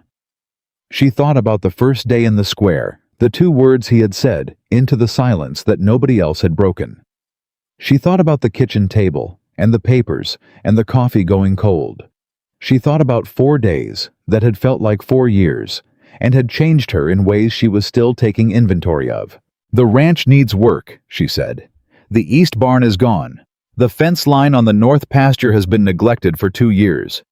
I have 23 families worth of legal documentation to organize for the civil master." She met his eyes. "That's a considerable amount of work for one person and a 22-year-old brother." He looked at her. "I'm not asking you to stay," she said. "I'm telling you what there is." "I know the difference," he said. "Good," she said. "Then we understand each other." She turned and started walking toward the livery where her horse was stabled, and after a moment, she heard his boots fall into step beside her. Not ahead, not behind, but beside. And she did not look at him, and he did not look at her. And something was settled between them in the way that things were settled when the words were exactly right and exactly enough. Dinner that night at the ranch was the fullest the house had been since Samuel was alive. Archer came, and Thomas and Eleanor Hargrove, and both Garrison brothers, and Anna Kowalski, and Ian McPherson, and Robert Hale. And at some point in the evening, Clara looked around the table and counted 9 people talking over each other in the way of people who have survived something together and are discovering with some surprise that survival has made them friends. Thomas cooked. He was better at it than Clara had ever been, and they both knew it, and he moved around the kitchen with the ease of someone entirely in his element, producing quantities of food that seemed improbable given the ranch's current provisions, and which McPherson, who had clearly not had a proper meal in some time, addressed with an appreciation that was almost moving. Archer sat next to Ethan, and they talked in low voices. For part of the evening, the conversation of 2 people with a shared past who are taking the measure of who each other has become. At one point, Archer said something that made Ethan laugh, a real laugh, full and unguarded, the kind she hadn't heard from him before. And she looked at him from across the table, and he looked back at her, and she looked away first, which was unusual and which she would think about later. "The Kettridge family," Archer said, raising his cup at one point. "Coming back from Oregon?" "To what?" Eleanor asked. "Their land is still in the restitution pool," Archer said. "The special master will include it." He paused. "They'll have to rebuild, but the land is theirs." "We'll help," Walter Garrison said with the simplicity of a man who had done enough standing on the sidelines to last a lifetime and was now taking a different approach to things. "Yes," Robert Hale said. "We will." Clara looked at the table. She thought about what this was, this specific gathering of people who had been isolated by fear and were now discovering that they were and had always been a community. She thought about what it had taken to get here and what it would take to maintain it, because the problem with fear-based silence was that it was always available as an option, always easier than speaking, and the habit of courage was something that had to be practiced and chosen and passed on deliberately, or it would erode. That was something she knew she was going to have to think about, seriously, structurally, not just for herself, but for the valley, for the families who had come forward and the ones who hadn't, and the ones who were still deciding what kind of people they were. She was going to have to build something. She thought about Eleanor's methodical comparison of the template contracts. She thought about Archer's notebook, the efficiency of a man who understood that evidence was the foundation of justice, and that evidence had to be gathered before it could be used. She thought about McPherson's deed records hidden in a smithy wall for 2 years because he had known on some level that he was going to need them someday, even when he couldn't imagine how. She thought about what it would mean to help people hold on to those documents, to understand them, to know their rights before someone tried to take them. Before the evening ended, she said it aloud. "I want to establish something," she said when the conversation had found a natural pause. "A resource for families in this valley, in this territory. Something that helps people understand their land rights, their title documents, the legal mechanisms that can be used against them." She looked around the table. "Not a law office. I'm not a lawyer. Something more practical than that. A place where a widow who receives a suspicious letter can bring it to someone who knows what to look for. A place where a family facing a debt claim they don't recognize can find out what their actual legal standing is before they lose everything." The table was quiet. Then Eleanor Hargrove said, "I'll help you run it." Clara looked at her. "I have nothing but time," Eleanor said, with the dry precision that was her particular form of warmth. "And I have read every document Crow ever sent me approximately 400 times. I know what a fraudulent land notice looks like. I know what altered contract language looks like. I know what to tell a woman who is sitting in her kitchen at night, not understanding why the numbers don't add up." She held Clara's gaze. "Tell me when and where." "I'll donate the building," Walter Garrison said. "The old equipment store on the south end. It's been empty for 2 years. It's yours if you want it." Archer cleared his throat. "The Federal Land Office in Helena has been trying to establish territorial liaisons for exactly this kind of community legal education for the better part of a year. If someone were to formally propose it to them with the documented case history from this valley as supporting evidence..." He stopped. "Let the implications sit. I'm not saying they'd fund it immediately. I'm saying the conversation would be extremely well timed." Clara looked at Thomas. Thomas looked back at her with those 2 old eyes in their father's face, and he said, "You've been thinking about this since the trial."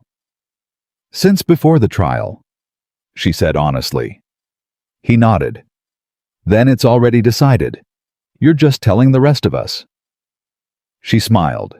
It surprised her, not the feeling, but the ease of it, the way it came without effort, without the careful management she had been applying to her own expressions for the better part of a year. "Yes," she said. "I suppose I am." In the spring, when the snow came off the mountains and the valley went green with the particular vivid green of a Montana spring that has come through a hard winter and earned its color, Clara rebuilt the barn. Not alone. The Garrison brothers came with lumber and tools. Robert Hale came. McPherson came, and working with his hands again seemed to do something for him that was difficult to name, but easy to see. He stood straighter at the end of the first day than he had when he arrived. Thomas was there through all of it, and Ethan was there, and over the 3 days it took to raise the frame and close the walls, there was a quality to the work that Clara found herself returning to in memory long afterward. People choosing to be there. People choosing to build something. The specific and irreplaceable sound of that, the Frontier Property Rights Cooperative, as the legal education organization eventually came to be called, opened in the building on the south end of Red Hollow's Main Street in April, 6 weeks after the last of the Crow restitution orders were signed. Eleanor Hargrove was there on the first day with a stack of template documents and the reading glasses she kept on a chain around her neck, and 3 women came through the door before noon with questions she could answer. By the end of the first month, they had helped 14 families review their title documents. 2 of them found discrepancies that had nothing to do with Crow older errors, innocent mistakes, the kind of administrative slippage that accumulated in a territory that was being built faster than it could be administered. Correcting those errors cost those families nothing except an afternoon and the willingness to ask. Archer came back in May officially to speak with Clara about formalizing the relationship between the cooperative and the Federal Land Office's outreach efforts. He sat in the new office Eleanor's domain, now organized with the precision of a woman who had decided that if she was going to do something, she was going to do it properly. And he looked at the files and the intake records and the stack of pending cases and said, "I'll be honest with you, Mrs. Whitmore. I did not expect this to grow this fast." "I didn't either," Clara said. "But it turns out there are a great many people who have been sitting with questions they didn't know who to ask." "That's true everywhere," Archer said. "Not just here." "I know," she said. "I've been thinking about that." Archer looked at her. "How broadly have you been thinking?" "Broadly enough," she said. He nodded slowly. "I'll mention that to some people in Helena."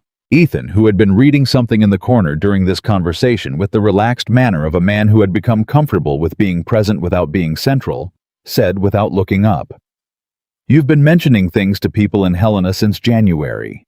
At some point, you're going to have to do more than mention." Archer said, "You sound like you did when you were a marshal." "I sound like someone who's watched this woman outwork 3 territorial officials in 4 months," Ethan said. "I've just learned to recognize the pace she moves at." Clara did not comment on this. She was making a note in the file she was working on, but she was also, if asked, not entirely unaware of the warmth that had settled into her chest at the matter-of-fact ease with which Ethan Blackwood had just described the last 4 months of watching her work. Dale Pruitt, in the end, had faced a federal review of his conduct that had resulted in the removal of his sheriff's commission and a fine, but not imprisonment. Archer had argued for the latter outcome, citing Pruitt's cooperation and the direct role his action had played in securing the ledger. The town appointed a new sheriff in March. He was a young man named Cal Reeves from further north, who came with no history with Crow and no established loyalties, except to the badge, which was, as Ethan remarked dryly when he heard a reasonable starting point. Pruitt himself left Red Hollow. Clara did not know where he went, and she did not expend significant energy trying to find out because there was a limit to the amount of other people's reckonings she could hold space for simultaneously, and she had enough of her own. The night in June when the first real assayer's report came back on the Whitmore property, the one that confirmed silver deposits along the eastern ridge, not the speculative rumor version, but the documented, professionally verified version that put actual numbers to what Crow had been trying to steal. Thomas brought it to the kitchen table the same way he brought everything important without ceremony, just placed it in front of Clara while she was working on cooperative paperwork, and said, "You should read this." She read it. She read it twice. Then she set it down and looked at her brother and said, "Samuel knew." "What?" "He knew what was here. Or he suspected. That's what he was trying to protect when he started paying Hatch for information. He knew Crow was circling and he knew why, and he was trying to buy time to figure out what to do." She looked at the report and then looked past it. "He didn't tell me because he didn't want me to be afraid." Thomas was quiet. "He should have told me," she said, not with anger, with the plain and final acknowledgement of someone who has been through the grief long enough to arrive at clarity. "I would have been afraid, and then I would have been useful. He didn't trust me with the fear." She paused. "I am done with the people in my life who don't trust me with the difficult things." Thomas said, "I trust you with all of them." "I know you do," she said. "That's why you're still here." He smiled. It was Samuel's smile, the specific configuration of it, the way the left side came up first, and she held it with the practiced equanimity of a woman who had learned to carry love and loss in the same hand, without dropping either. That evening, Ethan found her in the east pasture. She had gone there after dinner, as she sometimes did, to the place where Samuel had died on a Tuesday morning in January 3 years ago, to the part of the property that still held the shape of him in her memory more clearly than anywhere else. She stood there in the June evening with the light going gold across the grass, and the ridge visible in the distance, and the particular quality of a Montana summer evening that made the world feel briefly and completely like it was enough. She heard him come up behind her. She did not turn around. "The assayer's report came back," she said. "Thomas told me." "It's significant." "Yes," he said. "I have decisions to make about it. Mining leases. Whether to develop or to sell rights to someone who knows what they're doing. Legal structures to protect the ranch operations from the mining operation." She paused. "I'll need help navigating it." "I know some things about mining claims," he said, "and about the people who broker them." "I imagine you do." He was quiet for a moment. Then, "Clara." She turned around. He was standing a few feet away, with his hat in his hands, turning it by the brim, that gesture she had watched 100 times in the last months, and still found she had not gotten used to, because each time it meant something serious was being said, or about to be said. "I told you in February that I couldn't get the picture of leaving to sit right," he said. "You did." "It's June now." "It is." "The picture still doesn't sit right," he said, "in case you were wondering." She looked at him in the evening light. She thought about the man she had met on the worst morning of her life, who had gotten off his horse and said 2 words into a silence that an entire town had chosen and had changed everything. She thought about what she knew of him now, the precision of his thinking, the patience of his presence, the specific and unshowy courage of a man who chose his moments carefully and committed to them completely. She thought about what it meant that he was standing in the east pasture in June, with his hat in his hands, telling her something she already knew. She thought about what it meant that she had been waiting for him to say it. "The ranch needs a great deal of work," she said. "I'm aware. The cooperative is going to keep growing, and I'm going to need to be in town more days than not." "I can handle the ranch days you can't be here," he said. "That's a significant commitment." "Yes," he said. "It is." She held his gaze. "Ethan." "Ma'am." "Stop turning your hat," she said. "You've worn a path in the brim." He stopped. Something in his face went very still, and then slowly, something eased in it that she had not seen ease before, the last guard of a man who had spent a long time prepared for things to go wrong, and was only now, in this specific moment, in this specific field, with this specific woman looking at him, beginning to believe that they might not. "All right," he said. "All right," she said. She turned back toward the house, and he fell into step beside her. Not ahead, not behind, and the evening was warm, and the ridge was gold in the fading light, and the east pasture stretched around them in every direction. Hers, all of it. Hers, earned back from the man who had tried to take it with a forged name and a public whip, and the assumption that a widow alone was a widow without power. He had been wrong about that. He had been wrong about almost everything. And Clara Whitmore, who had been tied to a post and burned out of a barn, and threatened and underestimated, and told in 100 ways, large and small, that she did not have the standing to fight, walked back toward her house, through her land, in the last light of a June evening, and understood fully and without reservation that the debt had never been hers. The shame had never been hers. And the silence that had protected injustice in Red Hollow for nearly a decade was gone finally, and completely gone, because she had refused on the worst morning of her life, with her hands tied and the whole town watching, to make it hers either. She had refused. And that refusal had changed everything.